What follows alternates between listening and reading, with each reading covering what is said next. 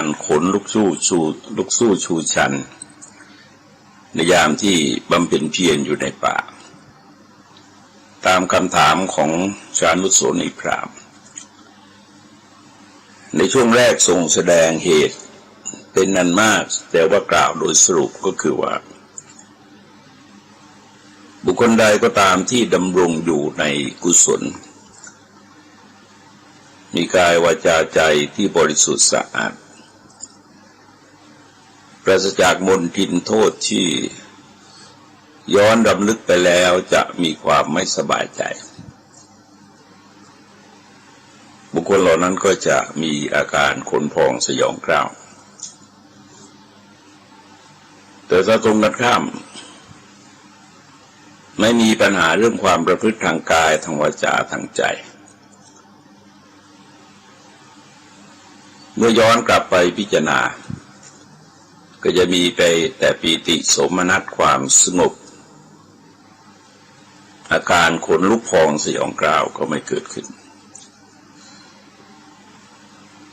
จากนั้นก็ทรงแสดงประเภทของกิเลสที่เป็นเหตุให้เกิดความหวาดความสะดุ้งเป็นนั้นมากมาถึงข้อสุดท้ายก็เรียกว่ามีปัญญาน้อยหรือปัญญาสามใครก็ตามที่ตกอยู่ในสภาพเหล่านี้ก็จะมีอาการขนพองสยองกล้าวมีความหวาดสะดุ้งแต่ในขณะเดียวกันก็ทรงเทียบเคียงพระองค์กับสมณพราหมณ์เหล่าอื่นสมัยนั้นก็คือนอกศาสนาว่าอะไรเป็นเหตุให้เขาหวาดกลัวหรืออะไรเป็นเหตุให้เขาไม่หวาดกลัวก็ในที่สุดก็ตรวจสอบได้ว่าเหตุที่เขาหวาดกลัวนั้นก็คือมีปัญหาเรื่องความประพฤติมีปัญหาเรื่องคุณธรรมคาใจอยู่แล้วก็มาเทียบเคียงกับพระองค์ถึงปัญหาเรื่องความประพฤติข้อนั้นๆก็เรียงมาเรื่อยพระองค์ก็ไม่เห็นทุกโทษเหล่านั้นอยู่ภายในพระทัยของพระองค์จึงไม่เป็นเหตุให้ทรงมีอาการขนพองสยองกล้าวหรือหวาดสะดุ้งในการต่อมาก็อีกจังหวะหนึ่งทรงพิจารณาว่าทำอย่างไรพระองค์จะสามารถบำเพ็ญเพียรอยู่ได้ตลอดทั้งคืนก็ในช่วงของวัน8 ค่ำวัน15 ค่ำของแต่ละเดือนเนี่ยทำอย่างไรเมื่อพระองค์อยู่ในที่สงัดที่ทรงยกมาก็มีเยอะแต่ในขณะเดียวกันก็แสดงถึงสภาพของภูมิศาสตร์สภาพของท้องถิ่นในสมัยนั้นว่ามีความสงบน่าอยู่น่าอาศัยเช่นอารามเจดีย์ป่าที่เป็นเจดีย์ต้นไม้ที่เป็นเจดีย์ซึ่งตามปกติแล้วคนเข้าไปในสถานที่นั้น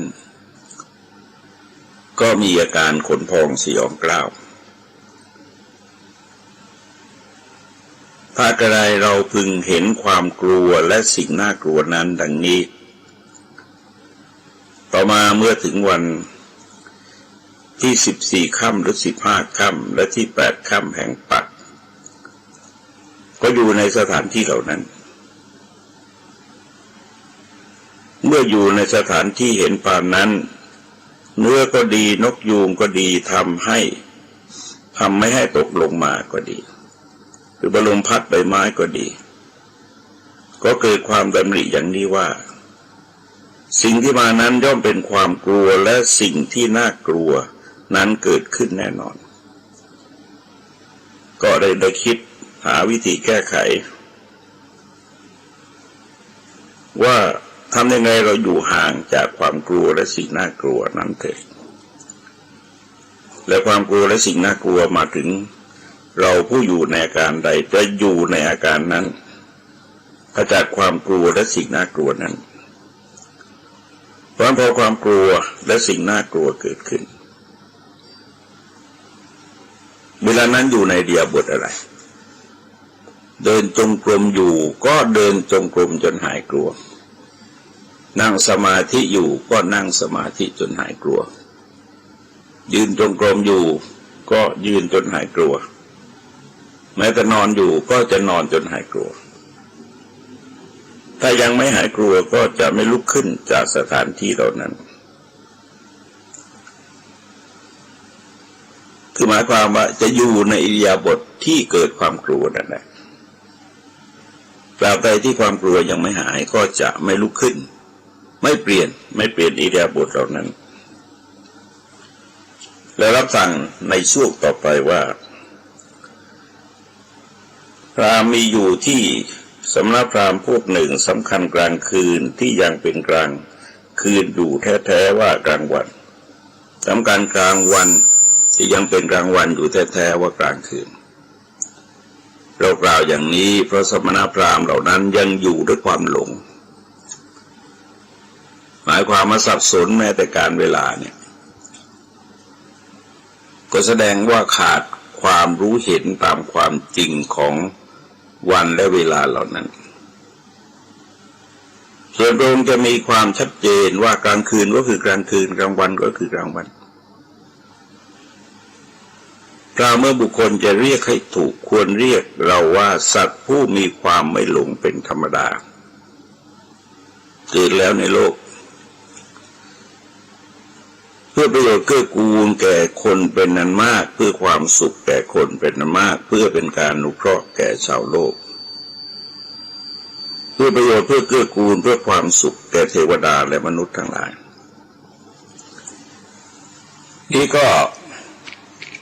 แสดงว่าเป็นช่วงเวลาที่พระทัยของพระองค์ดำเนินมาถูกทางแล้วก็อยู่ในฐานะที่จะให้ความเชื่อมั่นแก่คนทั้งหลายว่าพระองค์เป็นสัตว์โลกคนหนึ่งที่เกิดขึ้นมาในโลกเพื่อประโยชน์เกื้อกูลแก่คนเป็นอันมากเพื่อความสุขแก่ชนเป็นอันมากเพื่อเป็นการอนุเคราะห์ต่อชาวโลก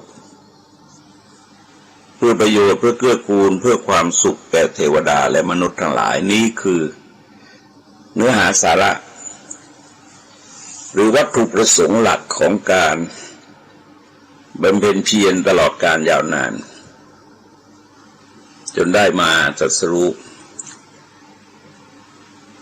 เป็นการมองโลกด้วยปัญญาที่แจ่มแจ้งชัดเจนพระทัยมีความบริสุทธิ์หมดจดไม่มีความรู้สึกถึงความเป็นเราเป็นเขาแต่มองสัตว์โลกทุกชนิดทุกประเภทเราเห็นว่าข้อความที่ดำรัสนั้นซ้ำว่าเพื่อประโยชน์เกื้อกูลเพื่อความสุขแก่เทวดาและมนุษย์ทั้งหลายเพื่ออนุเคราะห์ต่อชาวโลกเพื่อประโยชน์เพื่อเกื้อกูลเพื่อความสุขแก่เทวดาและมนุษย์ทั้งหลายเพราะฉะนั้นพระองค์ก็อยู่ในฐานะที่เป็นศาสดาของเทวดาและมนุษย์ทั้งหลายแน่นอนตอนนั้นยังบำเพ็ญเพียรอยู่แต่ว่าเจตจำนงที่ทรงมุ่งมั่นเอาไว้นั้นในที่สุดก็บรรลุผลหลังจากทรงแสดงปฐมเทศนาแก่พระปัญจวัคคีย์รับสั่งว่าความเพียรเราได้ปรารภแล้วไม่ย่อหย่อนสติตั้งมั่นไม่ฟั่นเฟือนกายสงบระงับแล้วไม่ระส่ำระสายจิตตั้งมั่นมีอารมณ์แน่วแน่นี่ก็คือเดินมาจนถึงปฐมฌานแล้วลักษณะของปฐมฌานที่ปรากฏก็สืบเนื่องมาจากความเพียรเราได้ปรารภแล้วก็มีความต่อเนื่องคือไม่ย่อหย่อนสติก็ตั้งมั่นไม่ฟั่นเฟือนจนกายสงบระงับไม่เกิดอาการระส่ำระสายจิตตั้งมั่นมีอารมณ์ที่แน่วแน่อยู่กับ องค์ของฌานนั้นแล้วก็สงัดจากกายสงัดจากอกุศลธรรมทั้งหลายบรรลุปฐมฌานมีวิตกวิจารมีปีติและสุขเกิดแต่วิเวกบรรลุทุติยฌานมีความผ่องใสแห่งจิตในภายในเป็นธรรมเอกที่ผุดขึ้นไม่มีวิตกไม่มีวิจารเพราะวิตกวิจารสงบไปมีปีติและสุขเกิดแต่สมาธิ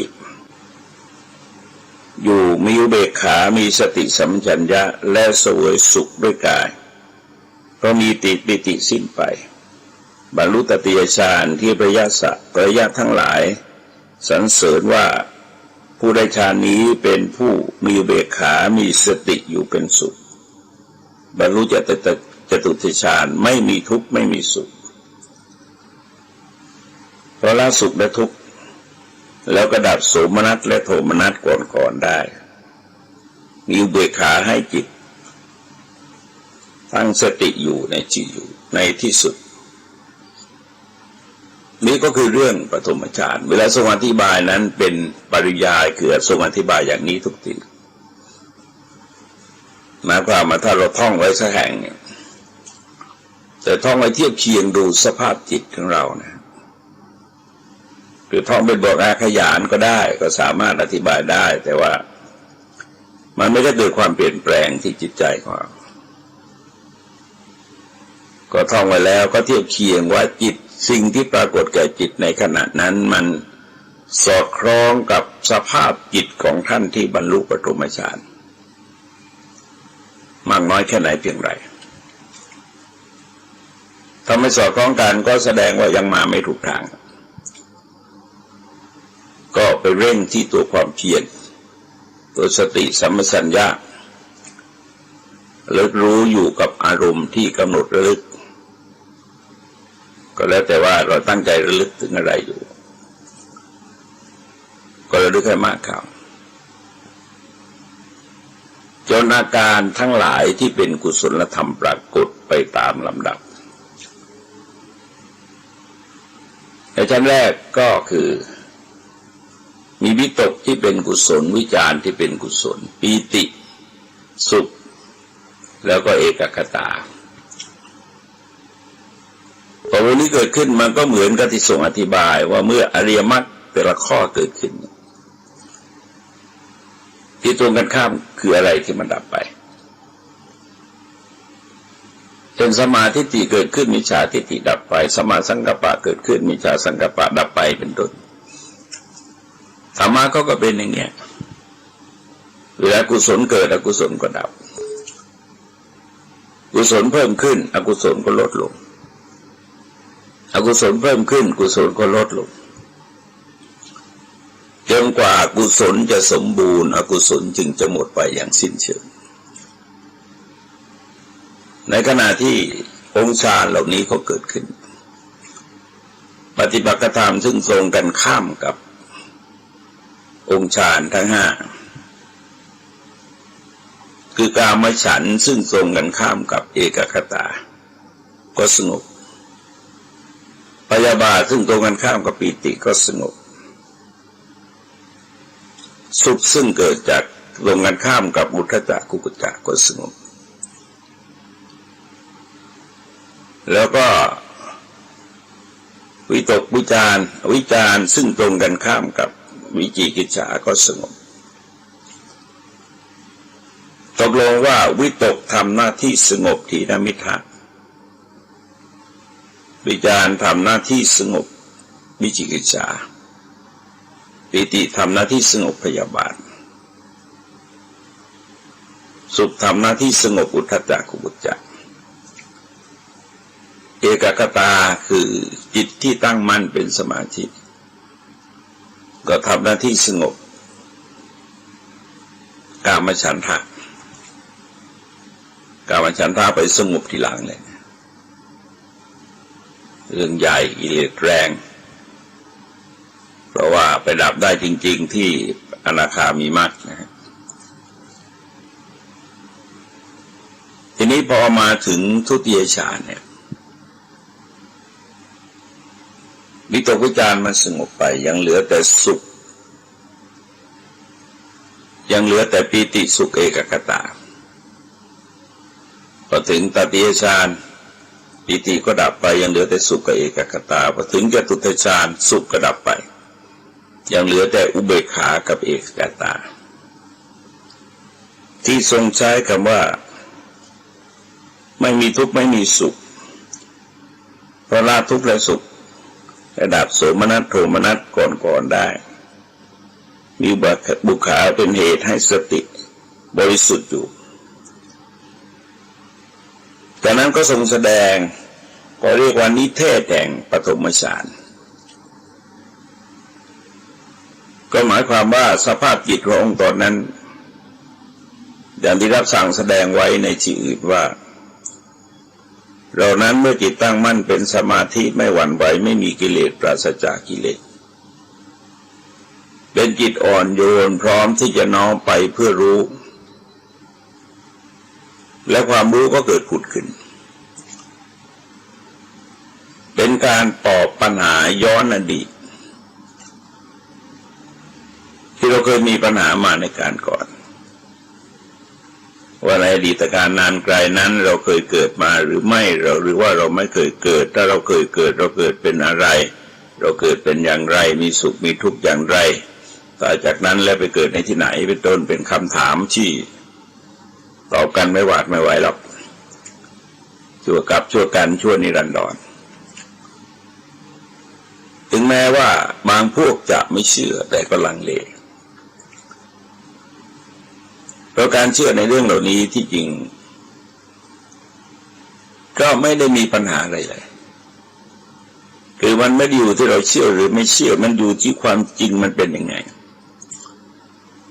ความจริงเป็นยังไงก็เป็นอย่างนั้นอันนี้มันเป็นกฎของสังสารวัฏ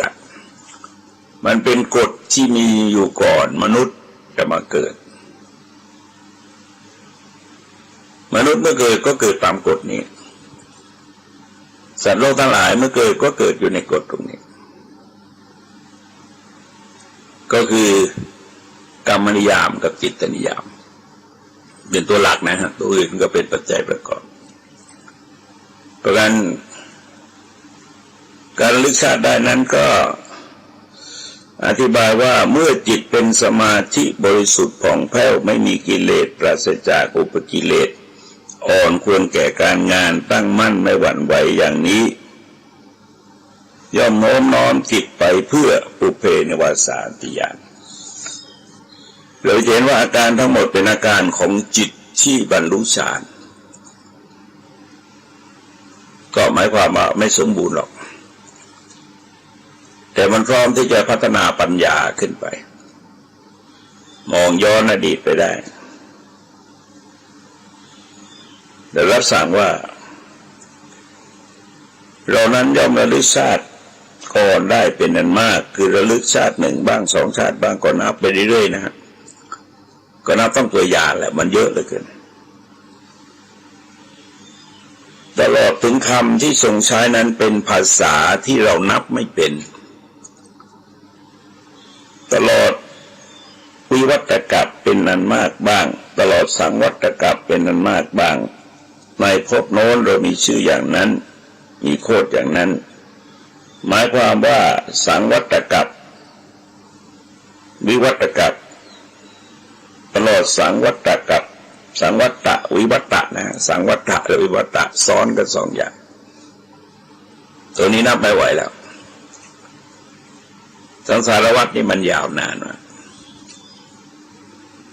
หาเงื่อนต้นไม่ได้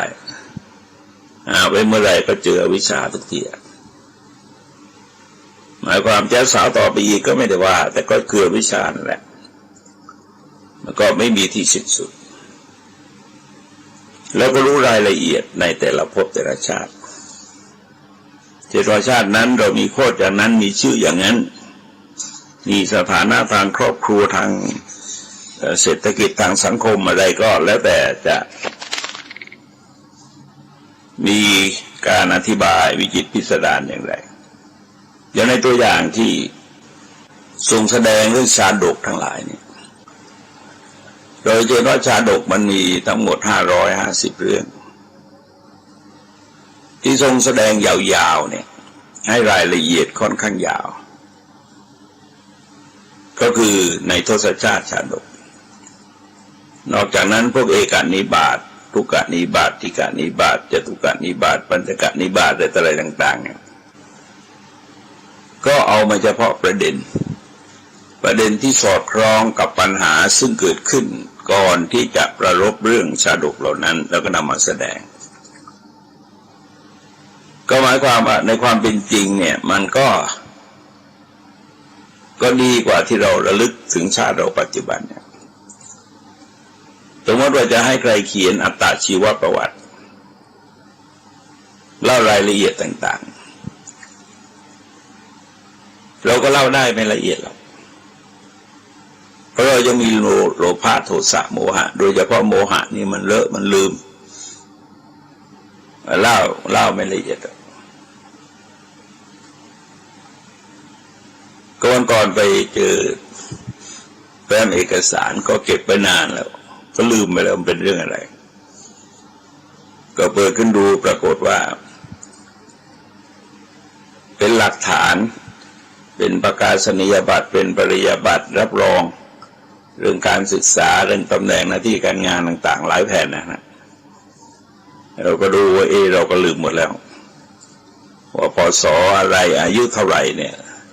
ตอนนั้นเราพศเท่าไหร่อายุเท่าไหร่เนี่ยเราก็ลืมหมดแล้วแต่สมัยนี้ก็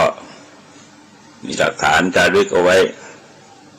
อย่างน้อยก็ระยะหนึ่งต่อไปเนี่ยก็คงจะมีระบบคอมพิวเตอร์เนี่ยมันพัฒนาไปจนถึงเก็บข้อมูลต่างๆรายละเอียดต่างๆเอาไว้ได้ผลเทียบพยานของพระพุทธเจ้าที่ส่งให้รายละเอียดในแต่ละพยานเนี่ยเราจะเห็นว่าให้รายละเอียดมากเช่นมีผิวพรรณอย่างนั้นมีอาหารอย่างนั้นสวยสุขสวยทุกข์อย่างนั้นมีอายุเพียงเท่านั้นแล้วก็จุติจากนั้นแล้วก็ไปเกิดในภพโน้นในภพนั้นเราก็มีชื่ออย่างนั้นมีโคตรอย่างนั้นมีผิวพรรณอย่างนั้นมีอาหารอย่างนั้นสวยสุขสวยทุกข์อย่างนั้น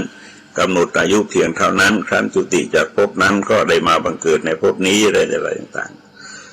ๆหมายความว่าก็เวียนว่ายตายเกิดอยู่อย่างนั้นการระลึกชาติตรงนี้รับสั่งเล่าว่าในปฐมยามแห่งราตรีกำจัดอวิชชาเสียได้วิชาก็เกิดกำจัดมืดเสียได้ความสว่างก็เกิดเหมือนเมื่อบุคคลไม่ประมาทมีความเพียรเผากิเลสได้เร่าร้อนมีใจเด็ดเดี่ยวมั่นคงอยู่ฉะนั้นนี่เป็นธรรมะที่เรียกว่าเป็นสูตรตายตัวเลยนะเรานั้นเมื่อเป็นพระโพธิสัตว์ยังไม่ได้ตรัสรู้เป็นผู้ไม่ประมาทมีความเพียรมีใจเด็ดเดี่ยวมั่นคงอยู่อย่างนั้นก็คืออาตาปิสัมปชัญโนสติมาหรือสติสัมโพชฌงค์ธรรมวิจยะสัมโพชฌงค์วิริยะสัมโพชฌงค์คือธรรมะชุดนี้เป็นชุดหลักถ้าต้องการผลสำเร็จจากการประพฤติปฏิบัติการบรรลุธรรมการประสบความสำเร็จเอาการประสบความสำเร็จในภารกิจการงานในการบรรลุธรรมตลอดถึงสัจรู้ธรรมจะต้องมีองค์ประกอบเหล่านี้อยู่ทีนี้จากนั้นก็โดยสภาพจิตที่ใช้ชื่อนี่มันซ้ำแต่ว่ามีความประณีตสูงขึ้นมีปัญญาเพิ่มขึ้นมีความสงบสูงขึ้น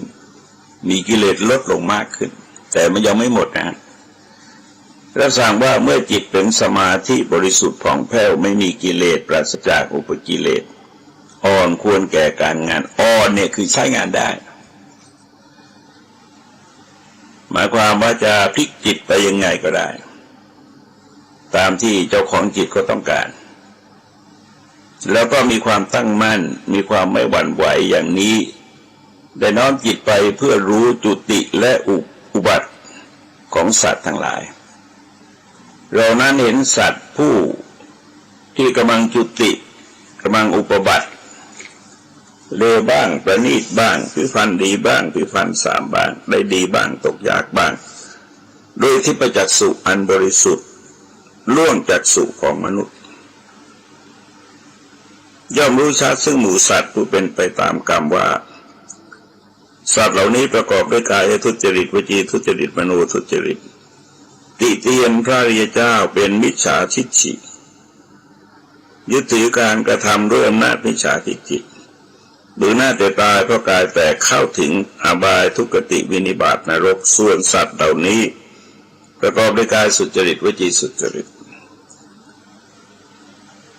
แล้วก็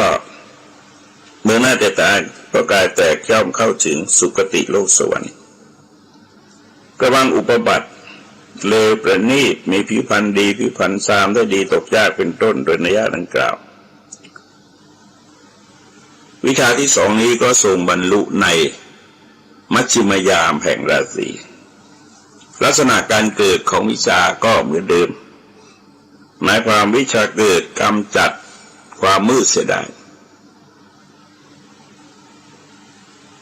ความสว่างก็เกิดขึ้นเหมือนเมื่อบุคคลไม่ประมาทมีความเพียรเผากิเลสให้เร่าร้อนมีใจเด็ดเดี่ยวคงอยู่มั่นคงอยู่อย่างนั้นนี่ก็เป็นตูปปาติญาณปัญหาตรงนี้เป็นปัญหาใหญ่เป็นปัญหาใหญ่ทั้งสองเรื่อง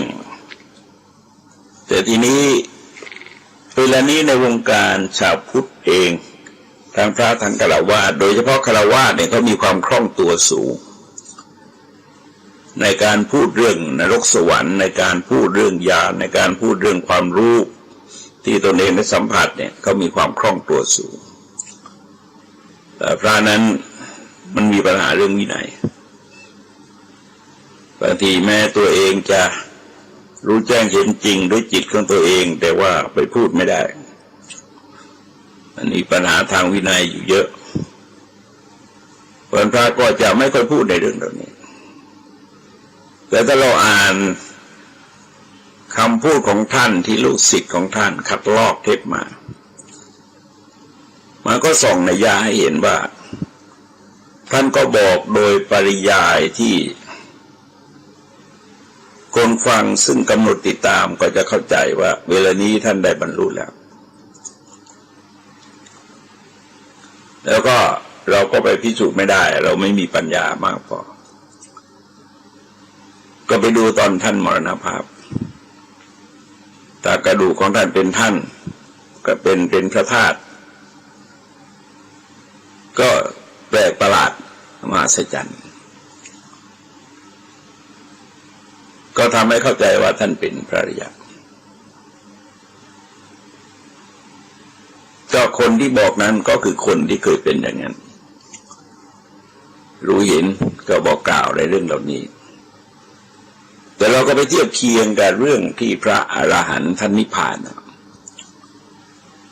อย่างตอนภิกษุณี500 รูปไปนิพพานพร้อมกันมีพระนางมหาประชาบดีโคตมีเป็นหัวหน้าเนี่ยท่านลอยขึ้นไปนิพพานกลางอากาศต่อพระพักตร์พระพุทธเจ้าผลพระธาตุของท่านก็ร่วงลงมากองอยู่ข้างล่างก็สมัยนั้นก็มีการเก็บไปบรรจุเป็นสถูปไว้จะกบลงมาแล้วปะปนกันหรือไม่เนี่ยเข้าใจว่าคงไม่ปะปนกันก็เลยกำลังอธิษฐานก่อนที่ท่านจะนิพพานอย่างที่พระนนท์อธิษฐานให้อธิธาตุของท่านไปปรากฏอยู่สองฝั่งของเทวทหะกับพระวิลพัสต์เพราะว่ากลัวพระญาติจะแย่งพระธาตุกันพระอรหันต์ถ้าทำได้ทีนี้ประเด็นที่สำคัญเนี่ยเราจะเห็นว่าการเวียนว่ายตายเกิดในสังสารวัฏตายจากชาตินั้นไปเกิดอย่างนั้นมีภพมีอะไรต่างๆละเอียดประณีตไอ้ตัวปัจจัยหลักนั้นก็คือกิเลสกับกรรมไอ้ตัวที่ไปเกิดที่เขาเรียกว่าจุติจิตกับปฏิสนธิวิญญาณเนี่ยตัวปฏิสนธิวิญญาณที่ไปเขาเรียกอุปบัตินะครับไปบังเกิด บางทีเราเรียกอุบัติแต่ว่าจริงๆแล้วบาลีเรียกว่าอุปบัติคือไปบังเกิดในกำเนิดต่างๆกำเนิดทั้งสี่เกิดในครรภ์เกิดในไข่เกิดในของสกปรกเกิดโดยผุดขึ้นก็ด้วยพลังแห่งกรรมที่ท่านเหล่านั้นได้กระทำเอาไว้แต่กรรมที่เป็นเหตุให้ตกอบายท่านสรุปไว้มาทรงสรุปไว้ไม่มากหรอกแต่ว่าฐานจริงๆหมดแล้วอย่างหมดแล้วเพราะว่ายังไงมันก็อยู่ที่ทุจริตกายวาจาใจนั่นแหละมันจะเกิดจากการปรุงแต่งของกิเลสชนิดใดก็ตามแต่สรุปว่าออกมาเป็นทุจริตทางกายทางวาจาทางใจคือจากความคิดชั่วพูดชั่วทำชั่วผลข้อที่ทรงยกขึ้นมาแสดงก็คือว่าคนเหล่านั้นมีความทุจริตทางกายทางวาจาทางใจตีเตียนพระอริยเจ้าเนี่ยมันเป็นทุจริตทางวาจากับทางใจคือใจคิดดูหมิ่นใจคิดสบประมาทหรือใจโกรธแค้นก็แล้วแต่ก็แล้วแต่ก็จะคิดแต่สรุปว่ามโนมันก็ต้องทุจริตโดยการกระทำที่ทุจริตโดยการพูดที่ทุจริตก็ออกมาทางกายกับทางวาจาไม่ใช่ทางกายทางวาจาทางใจครบอย่างเช่นเคยเล่าเรื่องสุปพุทธกุฏิเนี่ยเราจะเห็นว่าท่านก็อะไรล่ะถมน้ำลายใส่ข้างหน้าพระปัจเจกพุทธเจ้าทรงประนามว่าตักกรสิกขีก็เป็นเหตุให้ท่านตกนรกแต่เกิดเป็นคนก็โรคเรื้อนอยากจนขอทานต่อมาก็ได้ฟังธรรมจากพระพุทธเจ้าบรรลุมรรคผลเป็นพระโสดาบันแล้วก็ถูกท้าวสักกะทดลองว่าหนักแน่นมั่นคงในพระรัตนตรัยหรือไม่ก็พิสูจน์ได้ว่าท่านหนักแน่นมั่นคงแต่ท่านก็ต้องถูกโควิดตายเพราะบาปกรรมที่เคยทำเอาไว้ในสังสารวัฏทีนี้เป็นมิจฉาทิฏฐิเนี่ยก็คือความเห็นที่มันวิปลาสคลาดเคลื่อนจากทำนองครองธรรมมันก็อยู่ที่มโนทุจริตแล้วคิดออกไปก็เป็นมโนทุจริตพูดออกไปก็เป็นวจีทุจริตทำออกไปก็เป็นกายทุจริตแล้วก็ที่สำคัญอย่างยิ่งก็คือว่าทั้งหมดนั้นเกิดขึ้นที่จิตของบุคคลจิตจึงกลายเป็นเรื่องใหญ่ภพต่างๆเนี่ยมันเกิดจากสภาพของจิตว่าจิตถูกปรุงด้วยกิเลสขนาดหยาบเป็นแรงไหมถ้ากิเลสหยาบเป็นแรงจิตก็จะหยาบเป็นแรงผลกายก็จะหยาบวจีก็จะหยาบภูมิจิตก็จะหยาบภพที่จิตไปอุบัติก็จะหยาบก็กลายเป็นอบายทีนี้ถ้าสภาพจิตมีความหยาบลดน้อยลงแล้วลดน้อยลงไปตามลำดับก็จะแน่เป็นภูมิจิตระดับชั้นๆขึ้นไปเป็นรูปธรรมก็คือเป็นสวรรค์เป็นมนุษย์แล้วก็เป็นสวรรค์6 ชั้นรวมแล้วก็7 ชั้นทีนี้ถ้าประณีตมากกว่านั้นคือพวกบรรลุรูปฌานก็เป็นพรหมบรรลุรูปฌานก็เป็นอรูปพรหมเป็นพระอริยะ3 ประเภทแรกก็บังเกิดในเทวดาและมนุษย์ทั้งหลายยกเว้นพระอนาคามีซึ่งบังเกิดในพรหมโลกทีนี้เวลาเนี้ยเราไม่ค่อยเชื่อเรื่องกฎของกรรมเรื่องกฎสังสารวัฏ ตอนก่อนดูรายการแม่ชีเคยดูก็2 ครั้งแล้วออกรายการโทรทัศน์คือหมายความว่าพอเขาพูดเรื่องอะไรเนี่ยแกจะรู้หมดเลยอันนี้มีปัญหาอะไรแล้วแกก็จะเล่าให้ฟังบางทีผลจากบาปกรรมเนี่ยมันปรากฏให้เห็นทางที่เจ้าของเขาไม่ยอมเปิดให้ใครดูเพราะฉะนั้นแกก็แสดงว่าแกไม่รู้มาก่อนแกก็บอกให้ฟังว่าผู้หญิงคนนี้ที่ประสบความทุกข์ทรมานมาในชาติก่อนมีอาชีพฆ่าเนื้อขายเนื้อนะฮะขายเนื้อไม่ได้บอกว่าฆ่าเนื้อหรอกขายเนื้ออยู่ตลอดระยะเวลาถึง55 ปีไม่เคยเปลี่ยนอาชีพเลยขายเนื้อมาตลอดเพราะด้วยบาปกรรมตรงนี้ที่ไม่เคยทำบุญอุทิศกุศลให้แก่เนื้อเลยทั้งที่เลี้ยงชีวิตด้วยเนื้อที่ตัวเองขายบาปกรรมเหล่านั้นทำให้แกเป็นใกล้ๆกับเนื้องอกอยู่ข้างหลังเป็นแผ่น2-3 แผ่นใหญ่เลยก็เกือบเต็มหลังอะไรแต่แกถามว่าแม่ขอดูได้ไหมแต่แกก็บอกล่วงหน้านะบอกว่าเขามีปัญหาที่ข้างหลังเขาก็เปิดให้ดูโอ้โหน่ากลัวน่าสะดุ้งน่าขยะแขยงบางครั้งวันดีคืนดีมันก็เกิดเป็นน้ำเลือดน้ำหนองขึ้นมาและนี่คือเขาคล่องตัว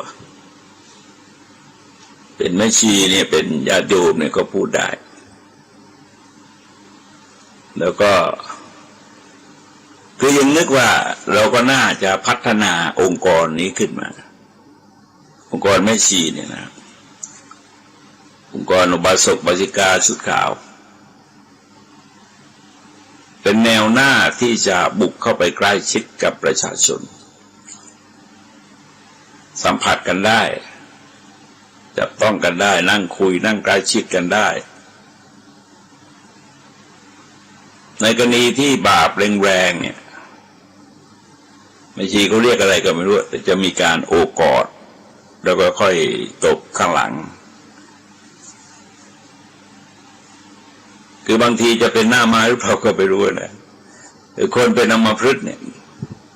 แกเรียกให้เดินก็ยกแยกจงแจกดูระยะนึงแกก็บอกไว้ให้หายพอเดินไปยังไม่ถึงปลายทางละตัวมันก็ตรงขึ้นแต่ไม่ถึงก็หายหรอกแล้วต่อไปแกก็บอกจะหายอันนี้คือมีการชี้ผลกรรมถามว่าจริงหรือไม่จริงเราก็ไม่รู้หรอกแต่ถ้าเราเชื่อว่ามันจริงทำให้เราดึงงดเว้นไม่กระทำกรรมในลักษณะนั้นนั่นก็คือทุจริตทางกายทางใจแต่ทางวาจาก็ต้องพูดด้วยนั่นแหละเพราะว่าขายเนื้อ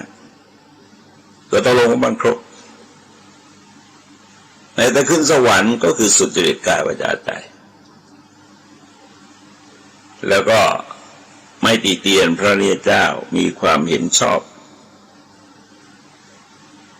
ก็กลายเป็นสูตรได้ดีตกยากอะไรต่ออะไรต่างๆมันอยู่ในกระบวนการเดียวกันประการต่อไปนั้นเป็นอาสวัคยายานสภาพของพระไทยเนี่ยเหมือนเดิมแต่ว่าประณีตขึ้นนะประณีตขึ้นทุกคำเมื่อจิตเป็นสมาธิเรานั้นเมื่อจิตเป็นสมาธิบริสุทธิ์ผ่องแผ้วไม่มีกิเลสปราศจากอุปกิเลสอ่อนควรแก่การงานตั้งมั่นไม่หวั่นไหวอย่างนี้ได้โน้มน้อมจิตไปเพื่ออาสวัคยานความรู้ชัดตามความจริงว่านี้ทุกข์นี้เหตุเกิดแห่งทุกข์นี้ความดับทุกข์นี้ข้อปฏิบัติให้ถึงซึ่งความดับทุกข์นี้อาสวะนี้อาสวะสมุทัยนี้อาสวะนิโรธนี้อาสวะนิโรธคามินีปฏิปทาเมื่อเรานั้นรู้เห็นอย่างนี้แล้วจิตก็หลุดพ้นจากกามอาสวะภวาสวะอวิชชาสวะ และพยานก็เกิดขึ้นว่าหลุดพ้นแล้วรู้ชาติว่าชาติสิ้นแล้วพรหมจรรย์อยู่จบแล้วกิจที่ควรทำเสร็จแล้วกิจอื่นเพื่อความเป็นอย่างนี้ไม่ได้มีได้รับสั่งเหมือนกันนะว่าพราหมณ์วิชา3นี่แลเราบรรลุแล้วในปัจฉิมยามแห่งราตรีกำจัดอวิชชาเสียได้เพราะวิชามันเกิดขึ้นทำหน้าที่กำจัดอวิชชากำจัดความมืดเสียได้เพราะว่าแสงสว่างมันเกิดขึ้นเหมือนเมื่อบุคคลไม่ประมาทมีความเพียรเผากิเลสให้เร่าร้อนมีใจเด็ดเดี่ยวมั่นคงอยู่ดังนั้นนี่ก็แสดงถึงผลมาจากการที่ทรงแก้ปัญหาเรื่องความกลัวแก้ปัญหาจะเรื่องความกลัวมาตั้งแต่ต้นแก้มาโดยลำดับแล้วก็เดินมาในเส้นทางของเมื่อจิตสงบจากความกลัวเนี่ยจิตมันก็อยู่ข้างใน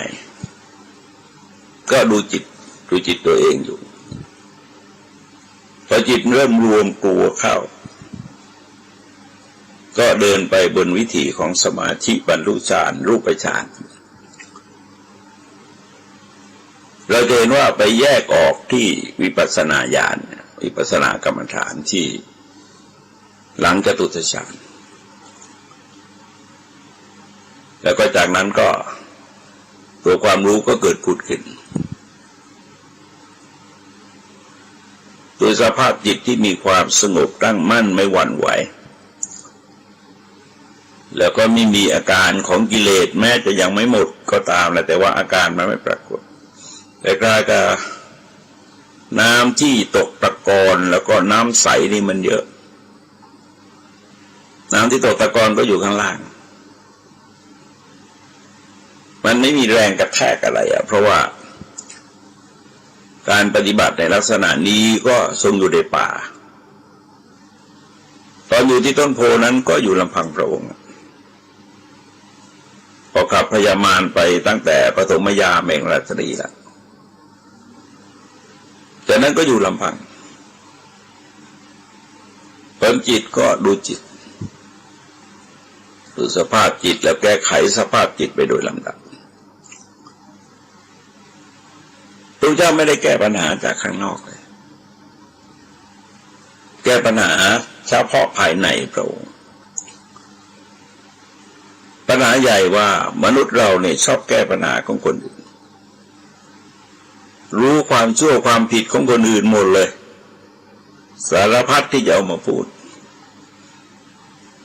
คือบางทีดูข่าวเนี่ยดูรายการที่เขาสนทนากันเราก็นึกว่ามันสะสมบาปกันไปทำไมนักหนานะเรื่องไม่เป็นเรื่องก็ทำให้เป็นเรื่องขึ้นมาได้แล้วก็บาปที่เราทำแก่คนอื่นเนี่ยสมมติว่าสังคมเชื่อถือคนเหล่านั้นก็จะเป็นไปตามกรรมที่เขาทำถ้าเขาไม่ได้ทำคือเขาไม่ได้ทำสังคมจะเชื่อถือยังไงก็เป็นเรื่องของสังคม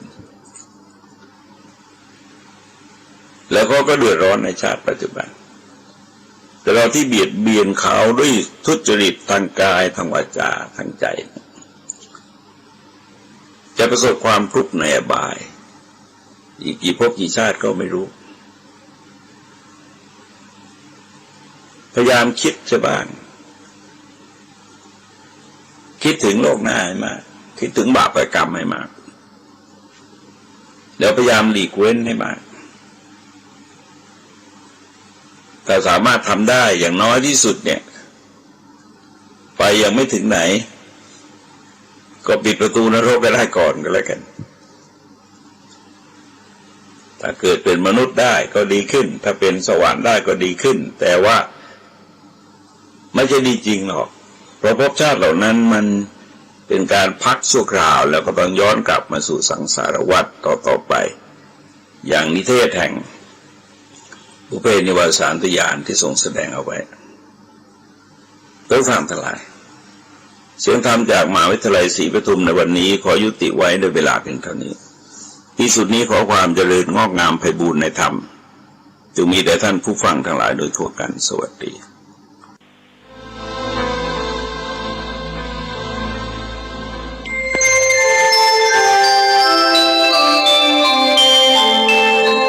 ขณะนี้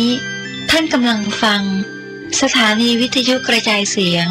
พระพุทธศาสนา FM 104.5 เมกะเฮิรตซ์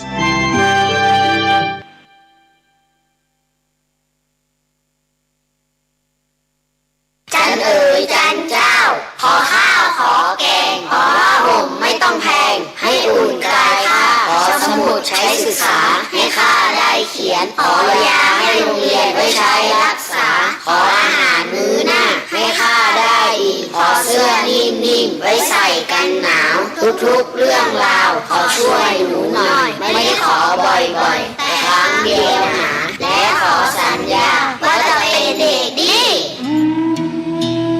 เสียงวิงวอนเหล่านี้คุณสามารถสร้างฝันให้เขาได้ไม่มากก็น้อยร่วมสร้างฝันและทานบารมีพร้อมกันที่นี่กับโครงการอิ่มบุญอุ่นกายน้องบริจาคได้ที่สถานีวิทยุ FM 104.5 เมกะเฮิรตซ์วัดฝายหินถนนสุเทพตำบลสุเทพอำเภอเมืองจังหวัดเชียงใหม่50200โทรศัพท์053 810 406 053 810 232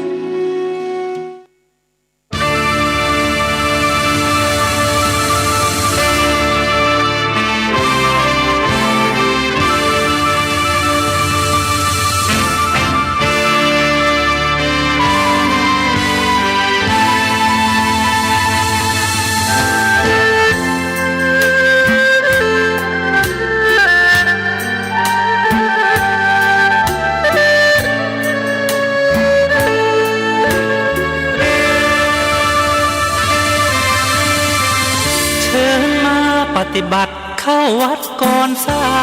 ยมาเถิดชาวพุทธหญิงชายฝึกกายคุมใจให้มันมาลองเรียนรู้มุ่งสู่นิพพานร่วมกันธรรมะจะพาสุขสันต์คืนวันปล่อยวางภายในเจดีย์ตั้งเด่นยอดเห็นเทียมฟ้าเปรียบเช่นสติปัญญาไฟหาธรรมะดับไฟละโลกโกรธลงปลดปลงยามคุณร้อนใจกราบพระพุทธครั้งใดอธิษฐานไปสายกลางทางตรงภิกษุสงฆ์ดีท่านชี้หนทางสว่างทำใจให้ว่างเห็นทางหายโลกโกรธลงท่านคอยช่วยเสริมให้เพิ่มคุณธรรมมั่นคงเพื่อให้สมประสงค์ดำรงในพุทธคุณเสียงเพลงหวานแววบอกแนวทางมาหลักธรรมพระพุทธศาสนาภาวนาเป็นบุญสูงสุดอยากจะเชิญชวนส่วนเกินไปใช้สร้างบุญพระธรรมจะนำใจคุณร่วมบุญที่วัดแห่งนี้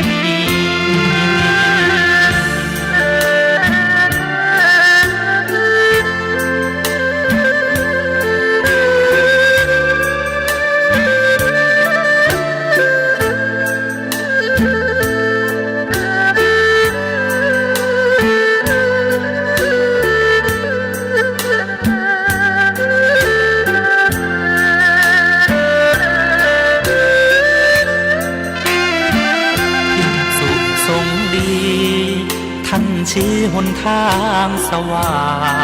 งทำใจให้ว่างเห็นทางหายโลภโกรธหลงท่านคอยช่วยเสริมให้เพิ่มคุณธรรมมั่นคงเพื่อให้สมประสงค์ดำรงในพุทธคุ อุ่นเสียงเพลงหวานแววบอกแนวทางมาหลักธรรมพระพุทธศาสนาภาวนาเป็นบุญสูงสุดอยากจะเชิญชวนส่วนเกินไปใช้สร้างบุญพระธรรมจะนำใจคุณร่วมบุญที่วัดแห่งนี้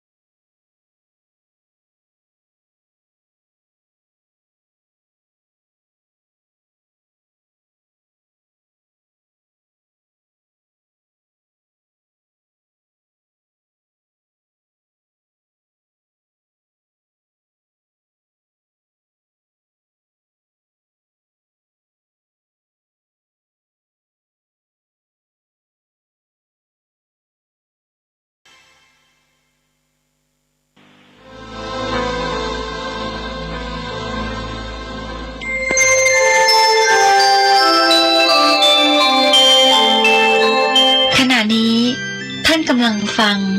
สถานีวิทยุกระจายเสียง FM 104.5 เมกะเฮิรตซ์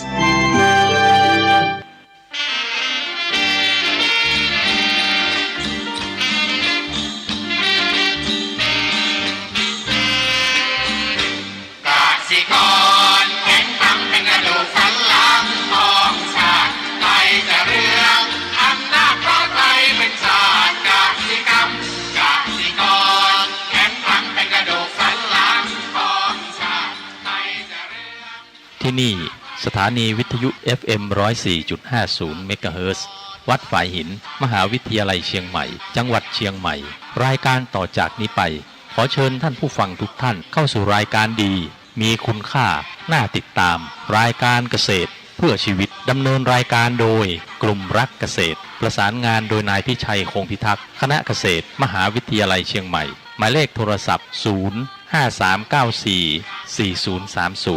ขอเชิญทุกท่านติดตามรับฟังได้ณบัดนี้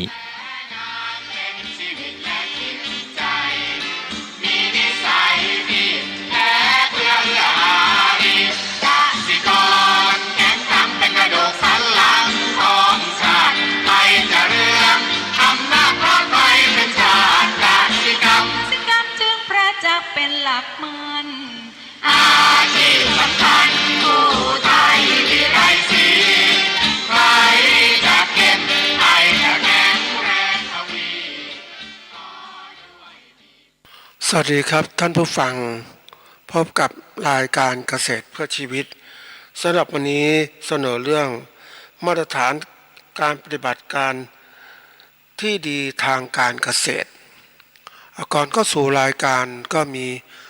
ธรรมะมาฝากท่านผู้ฟังหัวข้อจากหนังสือ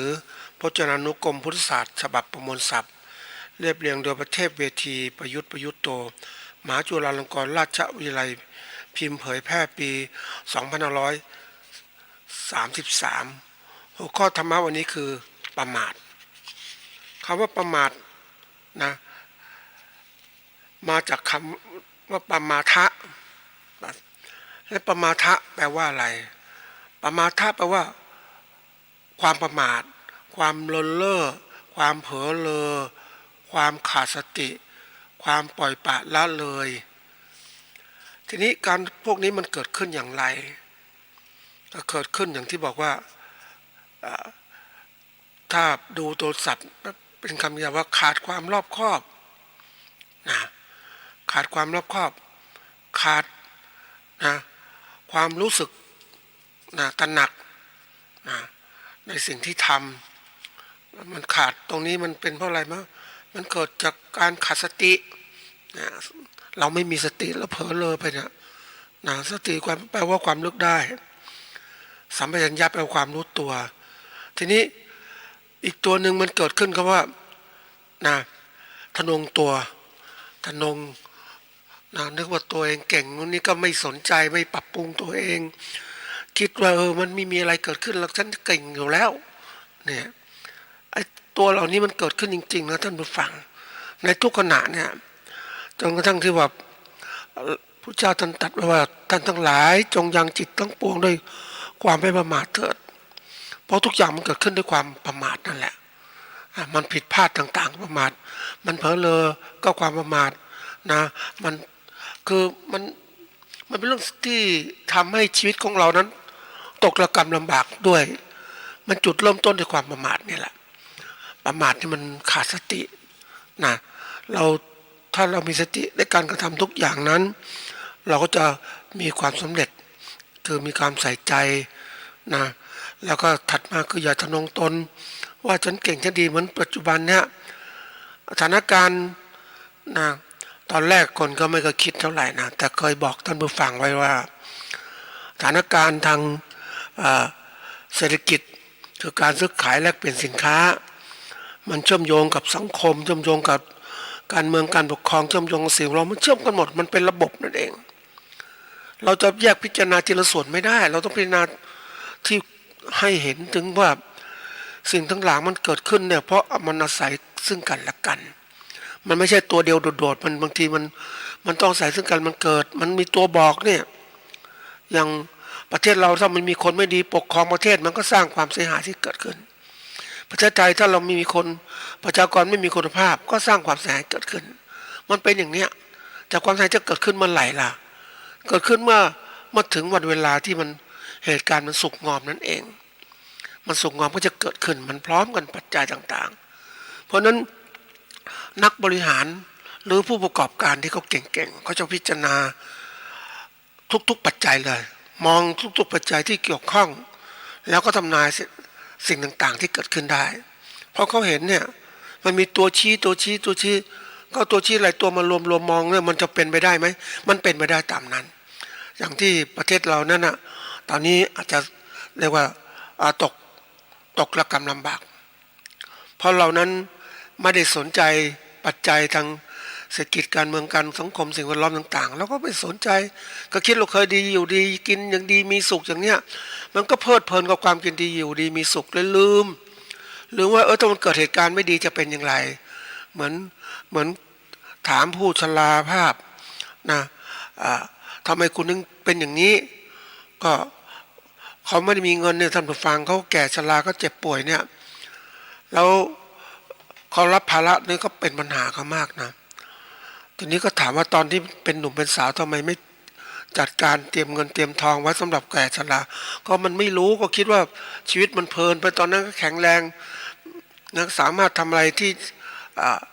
ถ้ามันผิดพลาดก็ทำใหม่ได้ไม่เป็นไรเพราะเวลายังมีเยอะร่างกายแข็งแรงแต่ลืมว่าเวลามันหมดไปนะเรามันถึงวันนี้มันปรับตัวปรับใจไม่ทันแล้วมันก็ต้องยอมรับชะตากรรมเมื่อเราเองนั่นแหละนะเศรษฐกิจตอนนั้นการบ้านการเมืองมันไม่ดีแล้วคนก็ไม่มีคนสนใจนะคือตั้งแต่ปฏิวัติเป็นต้นมาเนี่ยคนก็ไม่สนใจเพราะว่าข่าวต่างๆก็ดีหมดเลยนะภาครัฐดีหมดปฏิบัติการดีหมดนะข้อมูลต่างๆดีหมดแต่ที่ไหนได้มันเป็นข้อมูลที่แบบไม่ได้มาจากความเป็นจริงวันนี้เกิดขึ้นแล้วนะไปดูคือตามห้างเรามองเห็นเวลาเราดูอะไรเรามักจะมองผลก่อนนะท่านผู้ฟังชอบผลนะคนเรามันผลถ้ามันไม่เห็นผลปุ๊บเกิดขึ้นถึงจะไปมองหาเหตุแต่คนฉลาดก็มองเหตุมาหาผลอันนี้ผลมันเกิดขึ้นคือว่าวันนี้คนไม่เดินตามห้างสินค้าแม้ก็ซื้อสินค้าเกษตรไม่มีเงินปุ๊บมันมีเพราะว่าเขาตกงานไม่มีรายได้ต่างๆแล้วค่าของชีพก็สูงขึ้นแล้วก็รายได้บางคนตกงานไม่มีเงินจริงๆนะเห็นคนที่เขาทุกข์ยากแล้วแหมมันน้ำตาตกเหมือนกันนะท่านผู้ฟังไม่มีเงินมีแค่ซื้อข้าวเท่านั้นแหละงั้นก็กินไปเรื่อยตามผักตามอะไรเก็บไปกินพอประทังชีวิตนะท่านผู้ฟังเห็นแล้วมันทำไมมันต้องเป็นอย่างนี้ก็เพราะว่าการเมืองกับปกครองมันไม่ดีอ่ะมันไม่รู้จักแก้ปัญหาอย่างที่บอกเอาเงินมาแจกอย่างเนี้ยท่านผู้ฟังเคยเชื่อว่าเงินแจกมันก็แค่อย่างนั้นแล้วไม่มีเงินมาแจกทำไมเหมือนเราปลูกต้นไม้เราอยากจะรดน้ำต้นไม้มาได้น้ำมาลดมันแต่มันเป็นฤดูร้อนอ่ะลดไปแล้วน้ำมันไม่พอมันแค่ชั่วคราวไอ้ต้นพืชมันก็น้ำมาแล้วจะเจริญแทนที่จะพักตัวนะมันแล้งเนี่ยต้องพักตัวแต่ในน้ำมาปุ๊บโอ้โหมันรีบจะเซลล์ต่างๆของพืชก็แตกตัวแม้จะเจริญเติบโตแน่นอนน้ำมาแล้วเนี่ยที่ไหนได้น้ำสักพักเดียวนะหมดไม่มีน้ำให้อีกต้นพืชแทนที่จะพักตัวไม่ได้พักละถูกหลอกเข้ามาตายอันนี้พืชไม่มีจิตวิญญาณนะเพียงแต่ว่าเราเปรียบเทียบเห็นชัดว่ามันตายเพราะมันแล้งตายมันถูกหลอกให้แล้งตายเพราะนั้นเวลาคนที่เขารดน้ำต้นไม้ก็ดูว่าช่วงเวลาไหนจะลดช่วงไหนจะไม่ลดให้มันพักยังไงนะทีนี้เราเองถูกหลอกเงินไม่พอก็ถูกหลอกเอามาใช้นะแทนที่เก็บเงินเก็บทองไว้ดีๆเอามาใช้หมดไปแล้วเสร็จแล้วไม่มีเงินปุ๊บ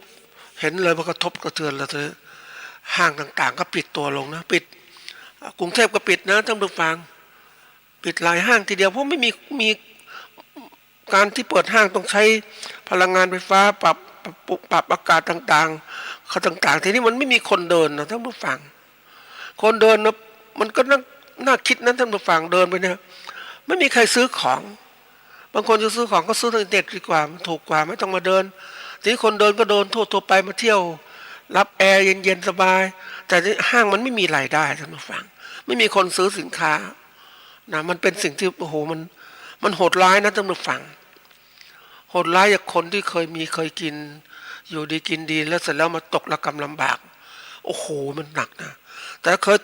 ยตกระกำลำบากเนี่ยมันมีกินดีอยู่ดีมันก็สบายมันก็รู้สึกสบายแต่นี่คนที่เคยสบายมันตกระกำลำบากโอ้มันปรับตัวไม่ทันนะอันนี้คือเล่าให้ท่านผู้ฟังได้เห็นสภาพว่าเห็นว่ามันต้องเตรียมตัวยังไงบ้างมีคนก็บอกน้ำมันจะขึ้นถึงเท่าไหร่บาทอะมากมายแล้วจะค่าใช้จ่ายการเกษตรมันสูงขึ้นต้นทุนสูงขึ้นก็จะทำอะไรเพราะนั้นก็เข้าหลักก็ว่าเศรษฐกิจพออยู่ตัวอยู่กินเท่านั้นเองไม่ได้ประคองตัวท่านผู้ฟังไปไม่ได้แล้วผลิตสินค้าเกษตรก็ขายไม่ได้อย่างเนี้ยแล้วต่อไปสินค้ามันขาดตลาดมันก็แพงสิคนที่ไม่ทำการเกษตรก็อดแพงเนี่ยทำยังไงก็ต้องจ่ายแต่เราไม่มีเงินทำยังไงนะเพราะนั้นคนที่ไม่มีเงินก็ไม่มีเงินจ่ายก็ต้องอดเอาสิอดแล้วมันต้องมีวิธีการอื่นอีกหารายได้โดยการอะไรต่อไปหารายได้โดยการจี้ปล้นไหมสังคมไทยยังมีเขาเรียกมีศีลธรรมอยู่นะท่านผู้ฟังมันทำให้คนละมันจะจนจะอะไรจะไม่เบียดเบียนคนอื่นนี่คือข้อดีนะท่านผู้ฟัง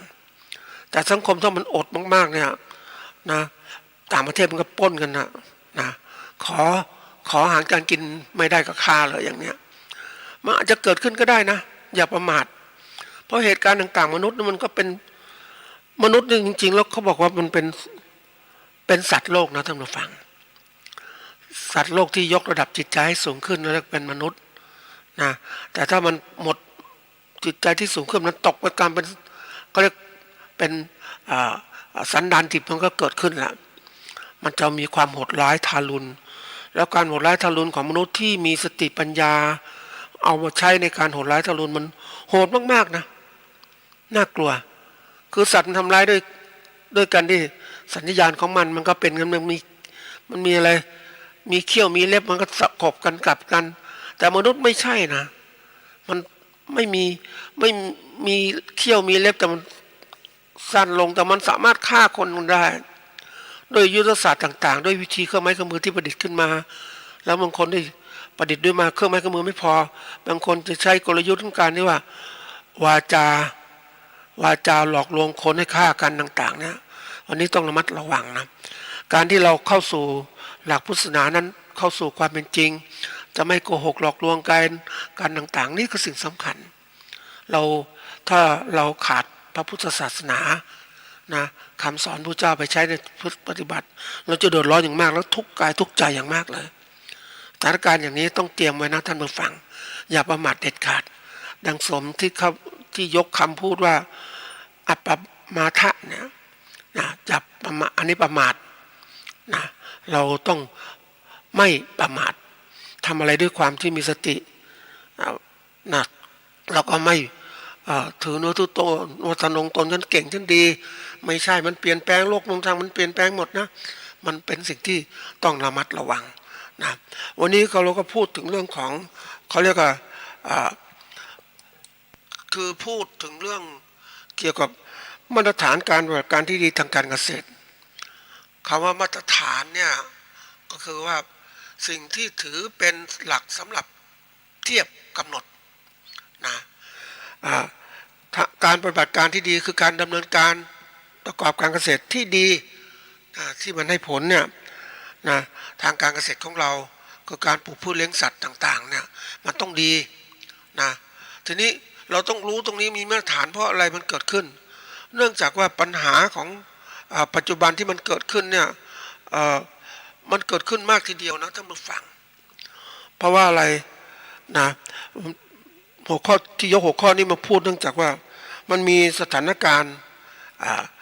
ทางเศรษฐกิจที่ก่อนคือการซื้อขายแลกเปลี่ยนสินค้าเกษตรเนี่ยมันมีปัญหาเพราะว่าสินค้ามันไม่มีคุณภาพอันนี้แน่นอนไม่มีคุณภาพเลยคุณภาพมันต่ำลงเหมือนตัวอย่างนะ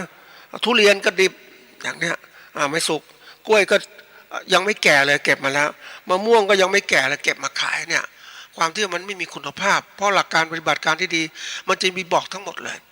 นะอันนี้คือส่วนที่เกี่ยวกับคุณภาพสินค้าเกษตรแล้วมันเกิดขึ้นเพราะว่าเราไม่ได้ใส่ใจนะเราหวังจะได้ทีนี้มาดูว่าอีกตัวถัดมาคืออันตรายที่เกิดขึ้นถ้าการปฏิบัติการทางเกษตรไม่ดีเนี่ยอันตรายที่เกิดขึ้นหมายถึงว่าสารชีวภาพสารเคมีหรือสิ่งภายนอก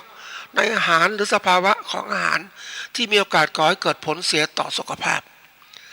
ในพืชผลเกษตรมันมีอันตรายเกิดขึ้นหลายตัวนะที่มันมีอยู่เนี่ยที่เราใช้เพราะเกษตรปัจจุบันเขาเรียกว่าเป็นเกษตรก้าวหน้าไม่เกษตรแบบโบราณที่สมัยก่อนก็บอกว่าการปลูกพืชเลี้ยงสัตว์ถ้าเคลื่อนย้ายไปยังพื้นที่เกษตรต่างๆเกษตรแบบธรรมชาติดั้งเดิมย้ายไปทำนู่นตรงนี้ไปเลี้ยงสัตว์ก็เลี้ยงที่ดีย้ายไปถ้าตรงนี้ไม่ดีแล้วก็ย้ายไปปลูกที่ไปเลี้ยงที่อื่นพืชก็เหมือนกันไปย้ายหมุนเวียนอย่างเงี้ยเพราะสภาพแวดล้อมคือสิ่งแวดล้อม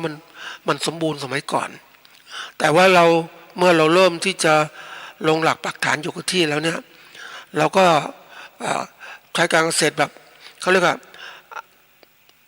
เอาใจใส่ในการปลูกพืชหรือเลี้ยงสัตว์มากขึ้นทีนี้มันได้ระดับหนึ่งเพราะว่าถ้าอินทรีย์วัตถุในดินหรือสภาพแวดล้อมมันเปลี่ยนแปลงปุ๊บมันไม่เหมาะสำหรับการเกษตรเราก็ต้องค้นหาความรู้ใหม่ๆเกิดขึ้นเอามาใช้เพราะนั้นเกษตรก็ปรับปรุงเป็นการเกษตรเคมีมากขึ้นมีเคมีทุกตัวหลายอย่างเป็นเคมีที่เราใช้ไม่ว่าปุ๋ยยาฆ่าแมลงสารกำจัดตัวพืชต่างๆเป็นเคมีหมดเลยทีนี้เคมีพวกนี้มันผลิตออกมาทำไมผลิตมาเพื่อจะแก้ปัญหาว่าเมื่อเราทำการเกษตรอยู่กับที่นั้นมันทานอาหารได้ดีไม่พอสภาพแวดล้อมไม่เหมาะสมก็ต้องมีการปรับปรุงอย่างนี้นะบางที่นั้นก็ใช้ระบบเกษตรสมัยใหม่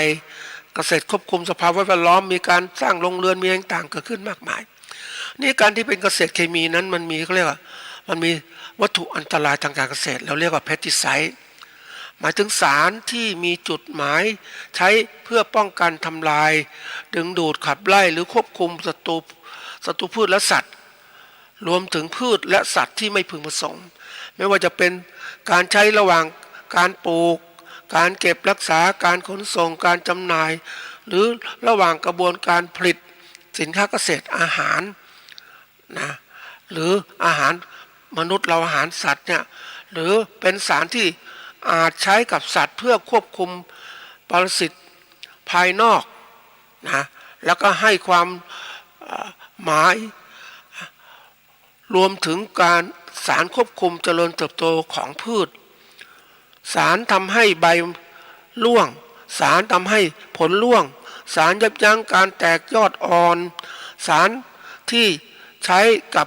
พืชผลก่อนหรือหลังการเก็บเกี่ยวเพื่อป้องกันการเสื่อมเสียระหว่างการเก็บรักษาและการขนส่งแต่ไม่รวมถึงปุ๋ยสารอาหารของพืชและสัตว์วัตถุเจือปนอาหารวัตถุเดิมในอาหารสัตว์และยาสำหรับสัตว์อันนี้จำกัดเฉพาะเนี่ย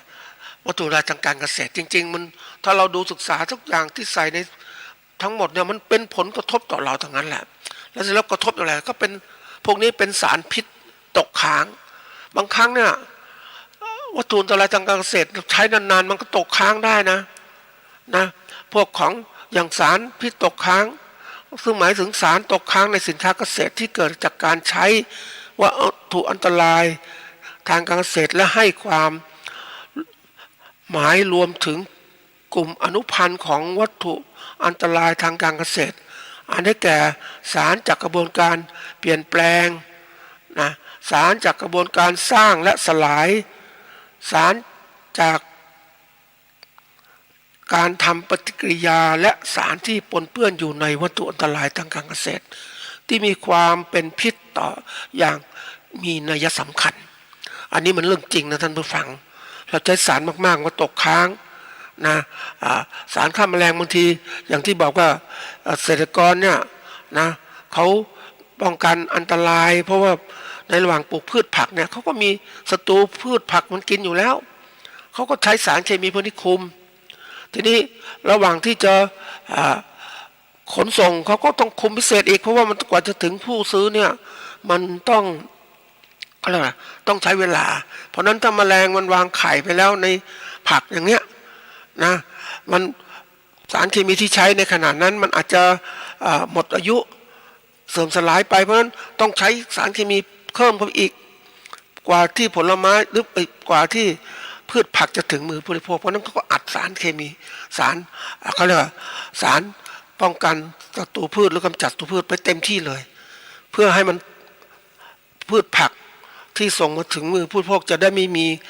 ศัตรูพืชหลงเหลืออยู่อันนี้ก็ทำให้มันเกิดตกค้างมากขึ้นก็สมัยก่อนก็มีการพูดถึงเรื่องนี้มากขึ้นว่าอุ้ยจะต้องมีการล้างพืชผักมากๆแล้วก็มีการแช่สารกำจัดสารอะไรต่างๆเพื่อลดสารเคมีตกค้างในพืชผลพืชผักต่างๆอันนี้มันเกิดขึ้นจริงนะคนเราเนี่ยอย่างที่บอกว่าก่อนๆก็ไม่คำนึงถึง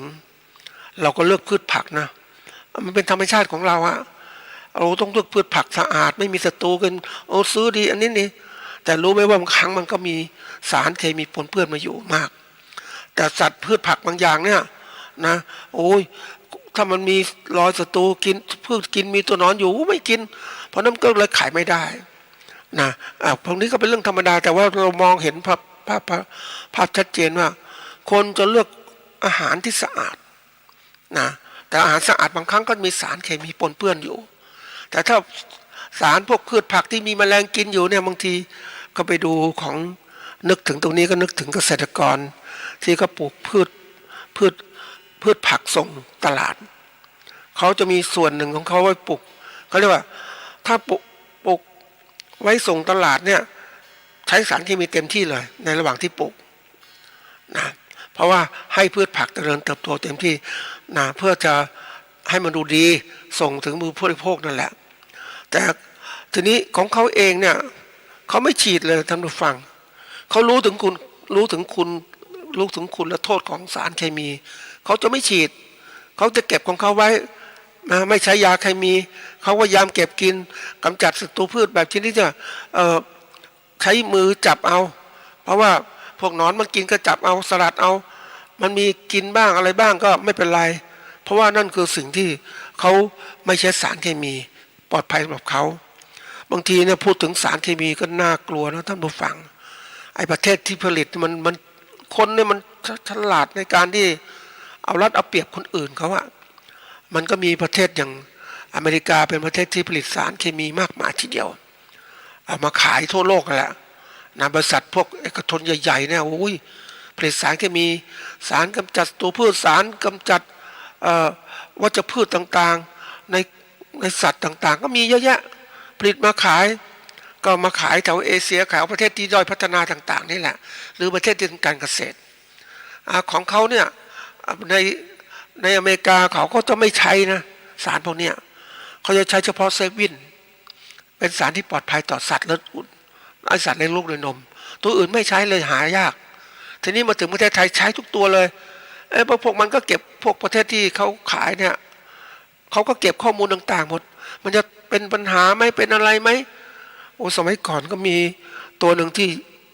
อยากจะย้ำให้เข้าใจถึงว่าสมัยก่อนDDTเนี่ยโอ้ยฉีดยาฆ่ายุงฉีดต่างๆโอ้ยดูเด็กก็สบายเด็กปลอดภัยอะไรต่างๆทีนี้ว่าผลที่มันเกิดขึ้นมันไม่ใช่แสดงในวันนั้นมันพิษตกค้างมันอาจจะประมาณ5 ปี10 ปีนู่นน่ะที่สุดก็พบว่า DDT นั้นเป็นสารที่ก่อให้เกิดมะเร็งแล้วก็หยุดใช้ห้ามใช้เด็ดขาดเห็นไหมแล้วเสร็จแล้วคนที่ใช้ต่างๆก็ตายไปมันยาฆ่าหญ้าเนี่ยแหละนะที่เกษตรกรไม่รู้ใช้อย่างผิดวิธีต่างๆเนี่ยโอ้มันก็มีโอ้ใช้แล้วดีศัตรูพืชหญ้าตายหมดเลยเนี่ยโอ้แต่รู้ไหมว่ามันใช้แล้วมันเป็นไงเกิดขึ้นสารเคมีทุกตัวนั้นมันมีผลตกค้างอยู่ตลอดเขาเรียกมีผลข้างเคียงนะเหมือนกับยานึกถึงหมอพูดก็หมอบางคนไม่พูดอะไรนะหมอบางคนก็เก็บแต่บางคนบอกยาเนี่ยเป็นสารเคมีนะกินไปก็มีพิษตกค้างนะมีสารต่างๆมีผลข้างเคียงนะแต่ก็ไม่พูดอาจจะมีผลต่อตับต่อไตต่อไตต่างๆที่เราต้อง ขับสายของเสียออกจากร่างกายก็ผ่านไตสารเคมีบางอย่างมันเป็นสารเคมีหมดนั่นแหละสารเคมีสังเคราะห์ซึ่งปกติแล้วเนี่ยเวลาทำการทดลองเขาก็จะทดลองกับสัตว์เลือดอุ่นก็คือหนูกระต่ายพวกเนี้ยว่ามีพิษไหมสุดท้ายก็มาลองกับคนนะมีอาสาสมัครที่ลองทีนี้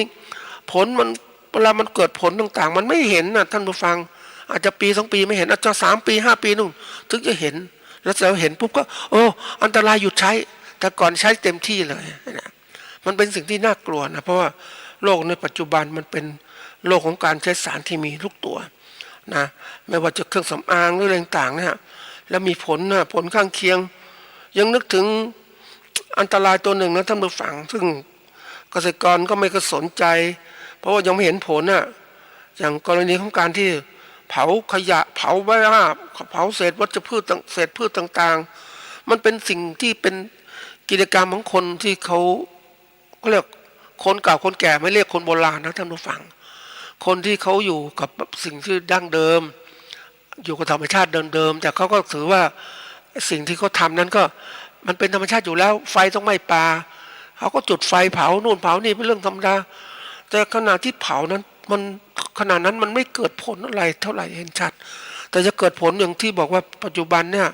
มันเกิดผลที่ว่าทำให้คนนั้นเป็นโรคเกี่ยวกับทางเดินหายใจหืดหอบต่างๆออกซิเจนมันเข้าไม่ได้เพราะมันเข้าไปค้างในปอดของเราเหมือนคนสูบบุหรี่นะท่านผู้ฟังสูบบุหรี่ก็โอ้นี่นะโอ้มันน่ากลัวนะมันเข้าไปละมันเข้าไปในปอดแล้วทำให้ปอดเนี่ยมันไม่สามารถที่จะหดตัวได้เพราะมันเข้าไปค้างอยู่ในปอด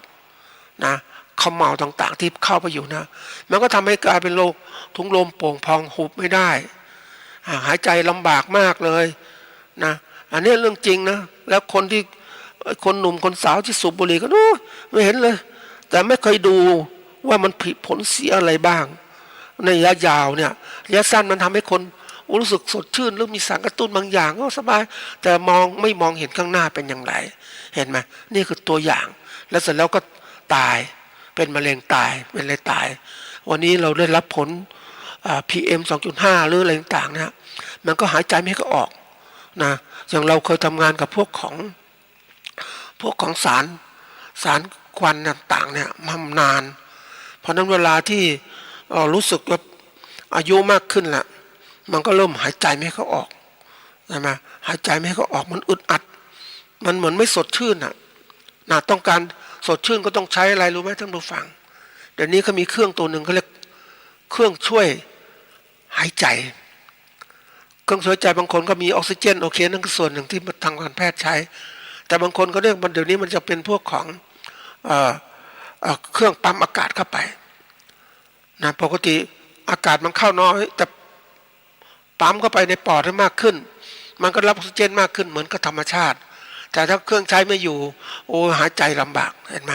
นี่คือผลที่เกิดขึ้นจากที่ว่าระบบทางเดินหายใจเรามีปัญหาเพราะสารต่างๆที่เราคิดว่าเผาไฟเผานู่นเผานี่นะมันเป็นผลจริงๆเหมือนกับที่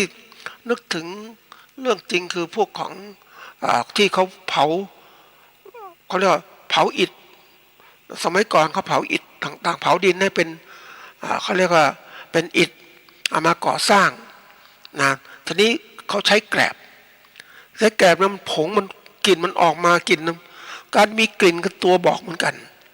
บอกว่านี่คือสิ่งที่ออกมาจากเขม่าต่างๆมาถึงแล้วนี่คนก็สูบได้เพราะว่าเขาเคยชินเนี่ยเขาทำมาหากินตลอดแต่ถามว่าระยะยาวเป็นยังไงตอนแก่ตอนเฒ่าก็เป็นโรคอย่างนี้เหมือนกันเนี่ยเพราะนั้นกว่าจะเห็นผลของบางอย่างมันเห็นผลช้านะมันต้องรอเวลานะแล้วการที่มาบอกว่าไม่เป็นไรยังไม่ใช่มันรอเวลาเหมือนเรามีผู้นำที่ไม่ฉลาดเนี่ยมันก็เป็นป่าว่าไม่เห็นมีปัญหาอะไรเกิดขึ้นยังเป็นเหมือนเดิมแต่แล้วยาวเห็นไหมผลเสียเกิดขึ้นมาความสามารถในการแก้ปัญหามันไม่ดีเห็นไหมกว่าจะเห็นผลเหมือนกันเพราะนั้นเราต้องดูสารพิษตกค้างเนี่ยนะมันเกิดขึ้นมาตลอดแล้วก็ทำให้คนเนี่ยมีปัญหาในผลเกษตรต่างๆและยิ่งการเกษตรสมัยใหม่เป็นการเกษตรที่ทันสมัยมีการใช้ปุ๋ยเคมีเข้าไปช่วยอีกมีการดัดแปลงพืชพันธุกรรมเกิดขึ้นอีกมีแรงต่างเยอะแยะ บางคนก็บอกโอ้ไม่เป็นไรนะพืชพันธุ์ต่างๆถ้าพืชพวกนี้มันกินเข้าไปมันมีส่วนต่างๆแล้วแต่คนจะคิดเพราะว่ารอเวลามันพิสูจน์ยังไม่ได้ทางปัจจุบันแต่ข้างหน้าก็จะเกิดขึ้นทีนี้มาดูศัตรูพืชเนี่ยไอ้ตัวสำคัญศัตรูพืชต่างๆที่มันมีอยู่เนี่ยนะไม่ว่าศัตรูพืชคือสิ่งมีชีวิตที่เป็นอันตรายแก่พืชนะสร้างมาเกิดขึ้นศัตรูสัตว์ก็เหมือนกันสร้างมาศัตรูสัตว์นี่ทีนี้มันมีผลอย่างปุ๋ยอย่างเงี้ยมันมีปุ๋ยอินทรีย์คือปุ๋ยที่เขาเรียกปุ๋ยหมักปุ๋ยอะไรที่เราทำนั่นแหละปุ๋ยสังเคราะห์ก็เป็นปุ๋ยที่เคมีต่างๆเอามาสังเคราะห์ขึ้นนะอันนี้ก็ตัวหนึ่งแล้วก็ทำขึ้นมาที่มันก็มีการผลิตมามากมายแต่ถามว่าใช้แล้วเป็นไงบ้างอย่างการใช้ปุ๋ยมากๆมันก็มีผลเสียเกิดขึ้นใช้มากๆพืชตายเหมือนกันนะท่านผู้ฟังนะมันสภาพความเป็นเคมีของมันนะเพราะฉะนั้นใช้อย่างเหมาะสมแล้วก็สุขภาพต่างๆสุขลักษณะต่างๆที่เราต้องปฏิบัติการนี่ต้องดูสุขลักษณะหมายถึงว่าสภาวะและมาตรการที่จำเป็นที่จะทำให้มั่นใจในความปลอดภัยของสินค้าเกษตรและอาหารในทุกขั้นตอนการผลิตและเหมาะสมเนี่ยกับการพวกเพราะนั้นวันนี้ที่มันที่เรามีปัญหาก็เพราะเนี่ยสุขลักษณะมันไม่ดีนะมันไม่เหมาะมันก็สร้างผิดผลก็ไม่มีคุณภาพนั่นเองเราต้องทางสุขลักษณะที่ดีให้กับพืชของเราให้กับสัตว์ของเราผิดผลจะมีคุณภาพนี่ตัวถัดมาคือเรื่องของการตรวจสอบหมายความว่าการติดตามที่มาและที่หมายต่อไปของสินค้าเกษตรและอาหารเนี่ยตามขั้นตอนการผลิตการจัดการการไปรูปการจำหน่ายที่กำหนดหนึ่งหรือหลายขั้นตอนที่ต่อเนื่องกันเพื่ออะไรเพื่อที่จะให้สินค้าเกษตรที่มีคุณภาพถึงผู้บริโภคเพราะนั้นการปฏิบัติการเกษตรเป็นเรื่องสำคัญมันเตรียมการในหมดเนี่ยนะทีนี้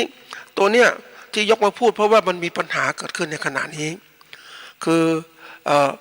สินค้าเกษตรของเราเนี่ยนะอันนี้คือสภาพปัญหาที่เกิดขึ้นมันขายไม่ค่อยได้เพราะอะไรมันขายไม่ได้เนื่องจากว่ามันมีเขาเรียกว่าคุณภาพสินค้ามันตกต่ำมันไม่ได้คุณภาพนะไม่ได้คุณภาพปุ๊บเนี่ยมันเกิดอะไรขึ้นมันเกิดปัญหาเกิดขึ้นว่าเมื่อไม่ได้คุณภาพแล้วเนี่ยนะมันก็กลายเป็นว่าสินค้า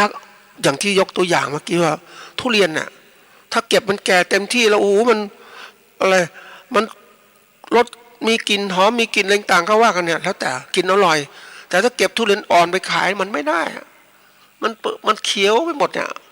ยังไม่มีกลิ่นไม่ชวนกินนะท่านผู้ฟังเนี่ยเหมือนกันแต่ความที่ผู้ผลิตหรือเกษตรกรเห็นแก่ได้เอาเลยไม่เป็นไรเก็บไว้ก่อนเดี๋ยวขายเงินได้ก่อนไม่เป็นไรแล้วเสร็จแล้วเดี๋ยวก็คนก็กินไปเนี่ยหมดสินค้าหมดก็หมดกันไม่มีปัญหาคือคิดอย่างนี้คิดได้นะท่านผู้ฟังแต่ระยะยาวความที่คนผู้บริโภคเขากินสินค้าไปแล้วเนี่ยเขาถ้าได้กินขณะที่มันในจังหวะกินมันอร่อยจริงๆมันสุกมันเต็มที่เนี่ยโอเคเขาจะอยากกินต่อแต่ถ้าไปกินในขณะที่มันเป็นเขียวมันอะไรต่างมันไม่อร่อยเขาไม่อยากกินต่อแล้วเพราะนั้นมันกระทบเตือนต่อการค้าการขายในอนาคตที่มันเกิดขึ้นจริงๆที่เกษตรกรเนี่ยเขาไม่ตระหนักเรื่องนี้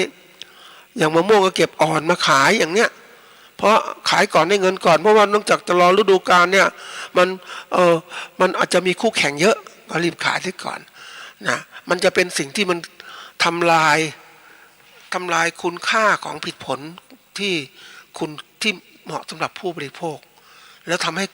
ผู้บริโภคก็ไม่อยากกินต่อเหมือนบางตัวอย่างนะผลิตภัณฑ์บางอย่างนะเป็นอาหารที่มีคุณภาพจริงๆนะท่านผู้ฟังจากสัตว์ด้วยนะอันนี้มันมีปัญหาว่า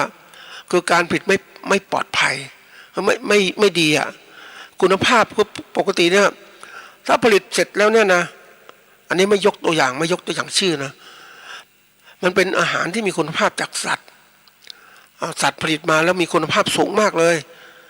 ผลิตเสร็จแล้วเนี่ยจะต้องแช่เข้าตู้แช่แข็งเพื่อรักษาคุณภาพนั้นนะให้มันดีคงสภาพเดิมแต่ปรากฏว่าเกษตรกรผลิตเนี่ยไม่แช่แข็งไม่อะไรต่างๆผลิตในอุณหภูมิธรรมดา ผลิตตั้งแต่เช้ากว่าจะแช่แข็งก็ตอนเย็นมืดนู่นน่ะมันเสียหายอ่ะมันเสื่อมสลายตลอดเวลาเพราะนั้นคุณค่าของอาหารที่ผลิตขึ้นมาเนี่ยมันไม่มีคุณค่าแล้วตัวอย่างที่คนเขากินคุณค่าอาหารชิ้นนี้นะคือกินสดก็มีคุณภาพทางร่างกายมากเลยเอามาทาเป็นครีมทาหน้าทำนู่นทำนี่หมดเลยแล้วดีด้วยจริงๆนะนั่นคือของที่เขาทำมามีคุณภาพจากสัตว์แต่ปรากฏว่าการปฏิบัติการที่ดีมันไม่ดีผลิตก็ไม่ดีไม่เก็บรักษาให้ดีแล้วกว่าจะทำมานะวันกว่าจะแช่ตู้แช่แล้วเสร็จแล้วรักษาไม่ดีตู้แช่ไม่มีเขาเรียกการรักษาอุณหภูมิที่มันที่คงที่มันก็เสื่อมสลายไปแล้วพูดพวกก็ซื้อมากินปุ๊บซื้อมาใช้มันใช้ไม่ได้ผลดีเขาก็ไม่ซื้อกินต่อมันเสียหายนะอีกอย่างหนึ่งหลังจากที่บางทีการแปรรูปที่เกิดขึ้นเหมือนกันแปรรูปก็เอาแต่ได้นะแทนที่จะมีสารจากผลิตภัณฑ์สัตว์นี้100%กลับไม่ใส่อะนะเอามาทำฟรีซไดร์มันแห้งเสร็จแล้วก็เติมสารอื่นๆที่ไม่ใช่ก็เรียกเป็นแป้งเป็นอะไรใส่ลงไปเนี่ยมันก็หรือน้ำตาลใส่ลงไปไม่มีคุณค่าแล้วท่านผู้ฟังมันเสื่อมสลายเนี่ยผลที่มันดีมันเสื่อมสลาย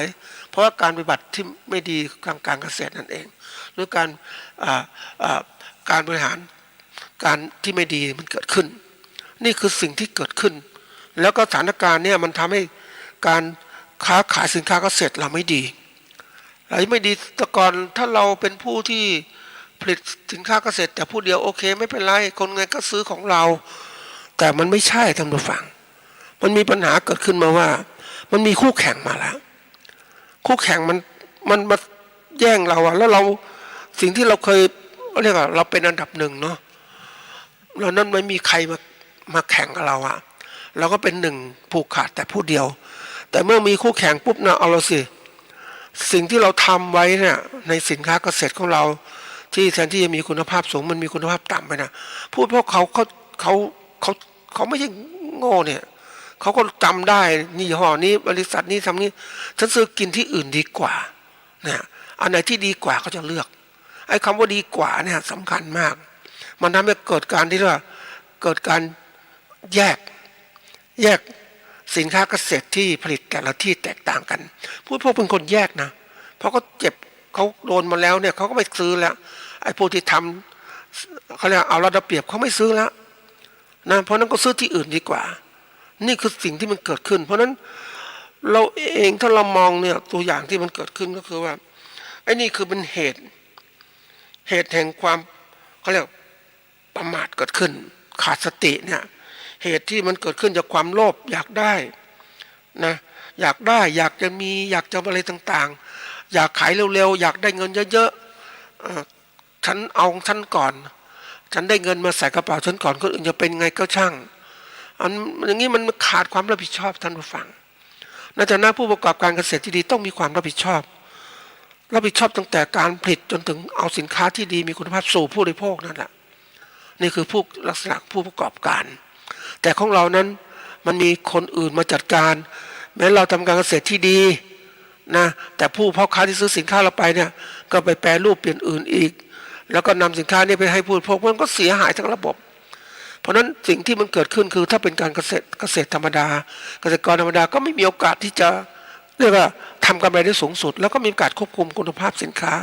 แต่ถ้าเป็นผู้ประกอบการเขาตั้งแต่การผลิตจนถึงการตลาดก็ทำเองทั้งหมดเนี่ยเขาจะรู้เขาจะร่ำรวยเขาจะคือรู้ทำไงค้าขายได้นี่คือสิ่งที่สำคัญในการเขาเรียกประกอบการเกษตรของเขาก็ร่ำรวยใช่พวกนี้เพราะฉะนั้นการเป็นผู้ประกอบการเนี่ยเป็นสิ่งสำคัญที่สุดแต่ปัญหาคือสมัยก่อนเนี่ยทุกอย่างเนี่ยคือการที่เรามีผู้ประกอบการขนาดใหญ่เกิดขึ้นเพราะเขาเริ่มจากการเป็นผู้ประกอบการขนาดเล็กขนาดกลางขยับมาเรื่อยนี่คือจุดสำคัญในการพัฒนาแต่นี้ผู้ที่ก็ขึ้นมาก่อนเป็นผู้ประกอบการขนาดใหญ่เขาก็สบายละทีนี้ในช่วงหนึ่งรัฐบาลชุดหนึ่งเขาก็ทำก็เลิกสร้างผู้ประกอบการขนาดเล็กขึ้นมาขนาดกลางขึ้นมาเริ่มจากโอวับจากประเทศญี่ปุ่นก็กลายเป็นโอท็อปในประเทศไทยก็พยายามทำตรงเนี้ยท ทีนี้ทำตัวนี้ปุ๊บก็มีระบบการบริหารของประเทศที่รัฐบาลชุดใหม่เข้ามาไม่สนใจในการที่จะทำให้ผู้ประกอบการขนาดเล็กขนาดกลางเติบโตเป็นผู้ประกอบการขนาดใหญ่เพราะระหว่างการเติบโตเนี่ยมันมีการเขาเรียกการแข่งขันกันกับผู้ประกอบการขนาดเล็กขนาดกลางที่กำลังจะเติบโตขึ้นเป็นผู้ประกอบการขนาดใหญ่มันเติบโตไม่ได้เพราะผู้ประกอบการขนาดใหญ่เขาก็ใหญ่อยู่แล้วเขาไม่อยากคนอื่นมาแข่งกันประกอบกับรัฐบาลไม่ใส่ใจช่วยผู้ประกอบการขนาดเล็กขนาดกลางมันก็หดตัวลงหมดเริ่มต้นปุ๊บก็ไม่ได้เพราะนั้นกรณีเนี่ยก็เกิดการผู้ประกอบการเกษตรขนาดใหญ่ก็ผูกขาดสินค้าเกษตรทางประเทศเนี่ยนี่มันสิ่งที่เกิดขึ้นเพราะว่าถ้าเรามีรัฐบาลไม่มีคุณภาพพอไม่มองถึงความเป็นยุติธรรมในสังคมที่เกิดขึ้นความเป็นธรรมที่เกิดขึ้นกับประชาชนของประเทศเนี่ยมันก็เข้าข้างรายใหญ่นั่นน่ะไม่เข้าข้างรายเล็กที่เกิดขึ้นมาการที่เราส่งเสริมผู้ประกอบการขนาดเล็กขนาดกลางเติบโตเป็นใหญ่ขึ้นเพราะมันได้เกิดการแข่งขันกันในระบบแข่งขันระบบก็เริ่มพัฒนาอะไรที่ดีขึ้นนะมันก็กลายเป็นว่าทำให้สินค้าเกษตรมีคุณภาพมากขึ้นนะมันจะไม่ผู้บริโภคเนี่ยได้บริโภคสินค้าเกษตรที่ดีทีนี้มันเกิดไม่ได้เพราะว่ามันเปิดอย่างนี้เพราะไอ้ผู้ประกอบการขนาดใหญ่จะทำสินค้าเกษตรและขนาดคุณภาพไม่ดีก็ได้อะไรก็ได้เขาก็ทำได้เพราะว่าเขาผูกขาดอยู่แล้วเนี่ยเห็นไหมผู้บริโภคก็ต้องซื้อเขาอยู่เนี่ยคือตัวอย่างนี่มันต้องอาศัยที่ว่าประชาชนช่วยด้วยบางครั้งรัฐเขาก็ไม่ช่วยแต่เราชนะเป็นผู้ประกอบการเนี่ยคณะผู้บริโภคก็ซื้อจากรายเล็กๆบ้างทำให้อยู่ได้เหมือนกับที่วันนี้ยังนึกถึงคำพูดของคนบางคนเขาก็บอกว่าถ้าเราซื้อสินค้าจากร้าน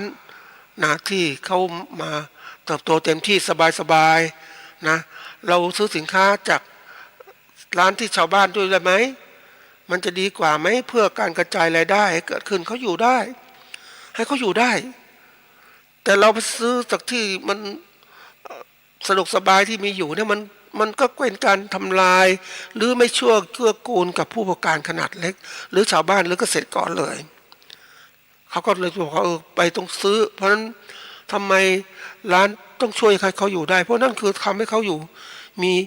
ช่องทางหารายได้เกิดขึ้นขณะเดียวกันก็เป็นการช่วยทำให้เกิดความสมดุลทางสังคมนี่คือตัวอย่างเพราะฉะนั้นตอนนี้มันต้องดูไอ้การที่มันเกิดขึ้นเนี่ยปกติแล้ววันนี้มันเป็นปัญหาแล้วนะปัญหาที่เกิดขึ้นเศรษฐกิจเรื่องของตรงนี้มันสำคัญการประกอบการที่ดีมันไม่เกิดขึ้นมันก็สร้างความเสียหายเกิดขึ้นนะเกิดขึ้นกับผู้ประกอบการเองนะที่จะไม่มีใครมาซื้อสินค้าเองแล้วก็อันนี้คือเหตุคือความที่ว่าอาจจะที่บอกว่ามันเกิดขึ้นจากความโลภความขาดสติปัญญาและการที่ไม่ดูเวลาเราดูเนี่ยเราก็บอกการแก้ปัญหาเนี่ยเราเห็นปัญหาเกิดขึ้นแล้วการแก้ปัญหาก็กลับมาที่เหตุของเรานะปัญหาวันนี้สินค้าเกษตรคุณภาพตกต่ำมากคนไม่ก็ซื้อแล้วก็ไปดูสินค้านั่งนึกเมื่อวันก่อนเดินไปซิห้างใหญ่ๆนะคุณฟังมีสินค้าเกษตรชนิดเดียวกันเยอะแยะหลายแบรนด์เลยทั้งหลายแบรนด์ใหม่แบรนด์เก่าเต็มไปหมดเลยไอ้แบรนด์เก่านี่ราคาก็สูงนะเพราะว่าเขาทำคุณภาพนี่แบรนด์ใหม่มาเนี่ยโอ้โหมันเป็นของปลอมมาท่านผู้ฟังของไม่มีคุณภาพอย่างของมีคุณภาพเขาขายกันนะ250หรือ200 บาทต่อกิโลไอ้นี่ของใหม่มันขาย199หรือบางทีก็แพงกว่านั้นอีกของใหม่ถูกกว่านั้นอีกทีนี้เราก็อยากไปดูสินค้าเนื่องจากเราเป็นผู้เกี่ยวข้องการผลิตสินค้าตัวนี้ก็เลยรู้โอ้นี่มันไม่ใช่ของแท้เนี่ยมันเป็นของปลอมเกิดขึ้นเนี่ยของปลอมของแท้มาวางขายแข่งกันทีนี้คนไม่รู้เอาถูกว่าเขาว่าอย่างเงี้ยก็กลายเป็นว่าสินค้าดีคุณภาพขายไม่ได้ไอ้สินค้าปลอมขายได้เนี่ยมันเป็นสิ่งที่มันเกิดขึ้นในสังคมปัจจุบันนะเพราะนั้นระบบการค้าต้องคิดอีกมันไม่ใช่การผลิตอย่างเดียวท่านผู้ฟังวันนี้มันเกี่ยวข้องกับการค้าขายด้วยเพราะนั้นวันนี้ถ้าเราทำสินค้าดีไว้ก่อนแล้วก็มาจัดการให้ดีให้คนได้กินได้ใช้ได้เกิดประโยชน์ของร่างกายของเขาแต่สินค้าปลอมมันฉกฉวยมันแย่งชิงมันทำลายนั่นเอง มันมีคนรู้จักการทำลาย เพราะฉะนั้นเราเวลาที่ปัญหาสินค้าเกษตรเราต้องยึดหลักการข้อที่หนึ่งต้องยึดหลักการการปฏิบัติการที่ดีทางการเกษตรทำให้ดีไว้ก่อนนะไม่ใช่ว่าทำไม่ดีวันนี้ไม่เป็นไรเดี๋ยววันหน้าทำไม่ดีมันเสียชื่อไปหมดแล้วอะเราทำดีก็ค้าขายดีไปเรื่อยแม้จะราคาไม่ดีขายไม่ได้มากขึ้นสภาวะเศรษฐกิจก็ต้องยอมทนอะเพราะเราต้องผลิตสินค้าให้มีคุณภาพไปถึงผู้บริโภคชื่อเสียงสำคัญนะท่านผู้ฟังถ้าชื่อเสียงไม่ดีปุ๊บมันก็กลายเป็นชื่อเสียไปเลยทีนี้มาดูว่าเราทำไมถึงคนไม่ยอมทำหรือเกษตรกรไม่ยอมปฏิบัติการทางการเกษตรที่ดีก็เพราะว่าเอาแต่ได้ไม่มองการไกลคือเอาขายไว้ก่อนอย่างกรณีของลำไยลิ้นจี่ง่ายๆเนี่ยแหละหรือเงาะรุ่นแรกๆยังไม่แก่เลยนะก็เอามาขายแล้วราคานี้เพราะคนอยากกินเนี่ยราคาทีนี้มันไม่มีคุณภาพอะความรู้สึกมันไม่ประทับใจแต่ผู้ขายก็บอกไม่เป็นไรเอามาก่อนยังไงก็ตามฉันขายได้แล้วเดี๋ยวของดีก็มาลดราคาเอาทีหลังมันไม่ได้ต้องจริงต้องมันแก่เต็มที่ของมันจังหวะของมันเราต้องยอมนะทุกคนถ้าผลิตเป็นผู้ผลิตเนี่ยในวงการของการผลิตสินค้าเนี่ยเราอย่าตัดราคากันเองอย่าแย่งกันเองเราต้องทำสินค้าที่มีคุณภาพพร้อมๆกันออกมาก็ออกมาคือของดีมันรับรองคนกินได้ตลอดกินได้หมดแน่นอนเพราะไงก็ตามก็คือว่ามันสินค้าเกษตรมันแต่ละที่มันไม่มากนะท่านผู้ฟังถ้าผลิตสินค้ามีคุณภาพไปหมดนะอย่างแต่ก่อนเนี่ยเอาตัวอย่างเนี่ยลำไยมีคนทำดีๆมันไปหมดนะแต่นี้มันมีลำไยที่ไม่ดีบ้างอะไรบ้างลำไยผลเล็กมันมีคุณภาพมันก็ตัดราคากันไม่จะตัดความนิยมของผู้บริโภคที่เขาจะบริโภคอย่างต่อเนื่องมันไม่อร่อยมันทุเรียนไม่ลำไยมันผลเล็กต่างๆไม่หวานไม่อะไรต่างๆเนี่ยมันรู้สึกไม่อยากกินต่อแต่ถ้าทำดีๆมาเนี่ยมันกินต่อนะอย่างทุเรียนเนี่ยทุเรียนก็มีทางออกเนี่ยเขาทำสุกดิบก็ขายได้เอาไปทำทุเรียนทอดทุเรียนแก่เต็มที่แล้วก็แน่นอนสุกเต็มที่แล้วเนี่ยเขาก็ขายกับผู้บริโภคก็ได้หรือไม่เขาทำเป็นแช่แข็งนะเดี๋ยวนี้ทีมความก้าวหน้าทางการเก็บรักษาผลิตภัณฑ์เนี่ยก็มีมากขึ้นเขาก็แช่แข็งเก็บไว้นะแช่แข็งเพราะมันถ้าเอาสินค้ามาออกตลาดมากๆมันก็ราคาก็ลดลงเขาก็เก็บรักษาไว้โดยการแช่แข็งเก็บไว้ในเอามาขายในช่วงฤดูที่เขาเรียกอะไรฤดูที่ไม่มีทุเรียนในต่างประเทศนี่โอ้โหยอมรับนะท่านผู้ฟังมันมีพ่อค้าคนหนึ่งที่เขาเก่งเรื่องการตลาดนะเขาตะเวนซื้อสินค้าอะไรนะอาเซียนไปขายในประเทศฝรั่งนี่แหละนะเขาก็เจาะตลาดทุเรียนเพราะว่าโอ้มันสุดยอดคนที่กินทุเรียนแรกๆมันกลิ่นมันไม่กลิ่นมันเหม็นอย่างงี้เขาบางคนบอกเหม็นบางคนก็หอมแต่กินแล้วมันมันหยุดไม่ได้นะเขาก็ซื้อมากจองจนหมดเลยนะเขาก็จะมีระบบการคัดเลือกสินค้าของเขาแล้วก็ซื้อเสร็จปุ๊บก็แช่แข็งแล้วก็ส่งใส่ตู้คอนเทนเนอร์แช่แข็งส่งไปยังประเทศฝรั่งโอ้กำไรดีมากท่านผู้ฟังเขามีตลาดก็วางขายแล้วเสร็จแล้วพวกการพวกนี้เขาก็อย่างที่บอกเขามีฐานะเขาก็เดินทางท่องเที่ยวสบายทำงานปีหนึ่งเดี๋ยวนี้เขาไม่ต้องทำงานมากมายใช้โทรศัพท์สั่งตรวจสินค้าเรียบร้อยแล้วหลังจากนั้นมันเดินด้วยตัวมันเองสินค้าจริงๆมันค้าขายด้วยตัวมันเองนะท่านผู้ฟังคือพวกเขากินของคุณภาพก็ติดใจเขาก็ซื้อใหม่เพราะนั้นมันก็สินค้าก็เดินตลอดนี่คือสิ่งที่เขาทำแล้วเขาได้ประโยชน์เนี่ยเขามองกลยุทธ์อย่างนี้นะถ้าผลิตสินค้ามามีคุณภาพมันตลาดมันต่อเนื่องคนกินตลอดแต่อย่างถ้าเราเจอผู้ประกอบการที่ผลิตสินค้าไม่มีคุณภาพคือไม่มี GAP นะมาตรฐานการจัดการที่ดีทางปฏิบัติการที่ดีทางการเกษตรเนี่ยมันสินค้าไม่มีคุณภาพนะมันไปไม่ได้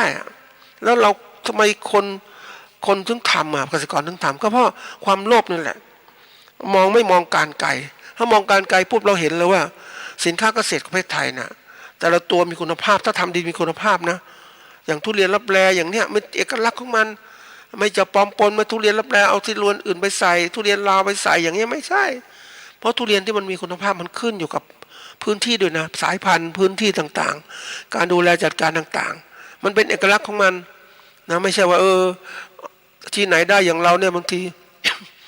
ลำไยต้องดีต้อง เชียงใหม่ลำพูนอย่างเงี้ยตัวอย่าง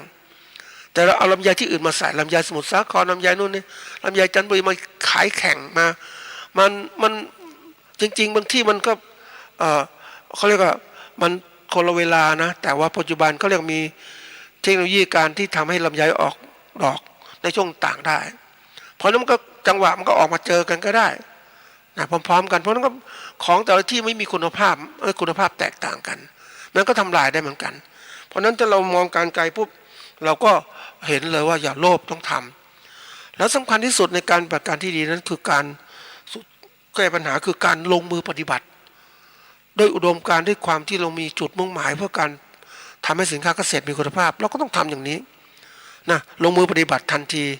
นะในช่วงนี้เศรษฐกิจมันตกต่ำแล้วแต่ถ้าเราทำดีๆปุ๊บของไม่ดีเนี่ยเราทำให้ของที่มันดีอยู่แล้วทำให้ดีเนี่ยเดี๋ยวคนบริโภคเขามาบริโภคเองเขาต้องการซื้อเหมือนกับที่เคยเล่าให้ท่านผู้ฟังว่าคนญี่ปุ่นเนี่ยที่ผลิตสินค้าเกษตรออกมาแรกๆมีปัญหาเรื่องการตลาดขายไม่ก็ได้เงี้ยนี้เพราะพ่อค้าคนกลางกดราคาเขาแล้วก็ทำสินค้าปลอมปนไปเขานั้นเขาค้าขายเองเมื่อเขาค้าขายเองเขาก็ทำเองทุกอย่างแล้วก็ขายกับผู้บริโภคได้ของมีคุณภาพก็ติดใจก็มาซื้อที่สุดเขาซื้อสินค้าเขาเนี่ยเขาเปิดการสั่งจองสินค้าปีหน้าเนี่ยเขาขายหมดแล้วต้องสินค้าปีนู้นต้องสั่งจองล่วงหน้าเนี่ยเขาทำได้เต็มที่อย่างนี้เนี่ยเขาก็สบายใจเขาก็ได้ของดีผู้บริโภคได้ของดีตัวเองก็ค้าขายได้กำไรดีนั่นเองนี่คือสิ่งที่จะฝากไว้การบริการที่ดินเกษตรเป็นเรื่องสำคัญนะท่านผู้ฟังนะช่วงนี้ต้องมีเวลามาปรับปรุงเสียนะจะได้ไม่เสียโอกาส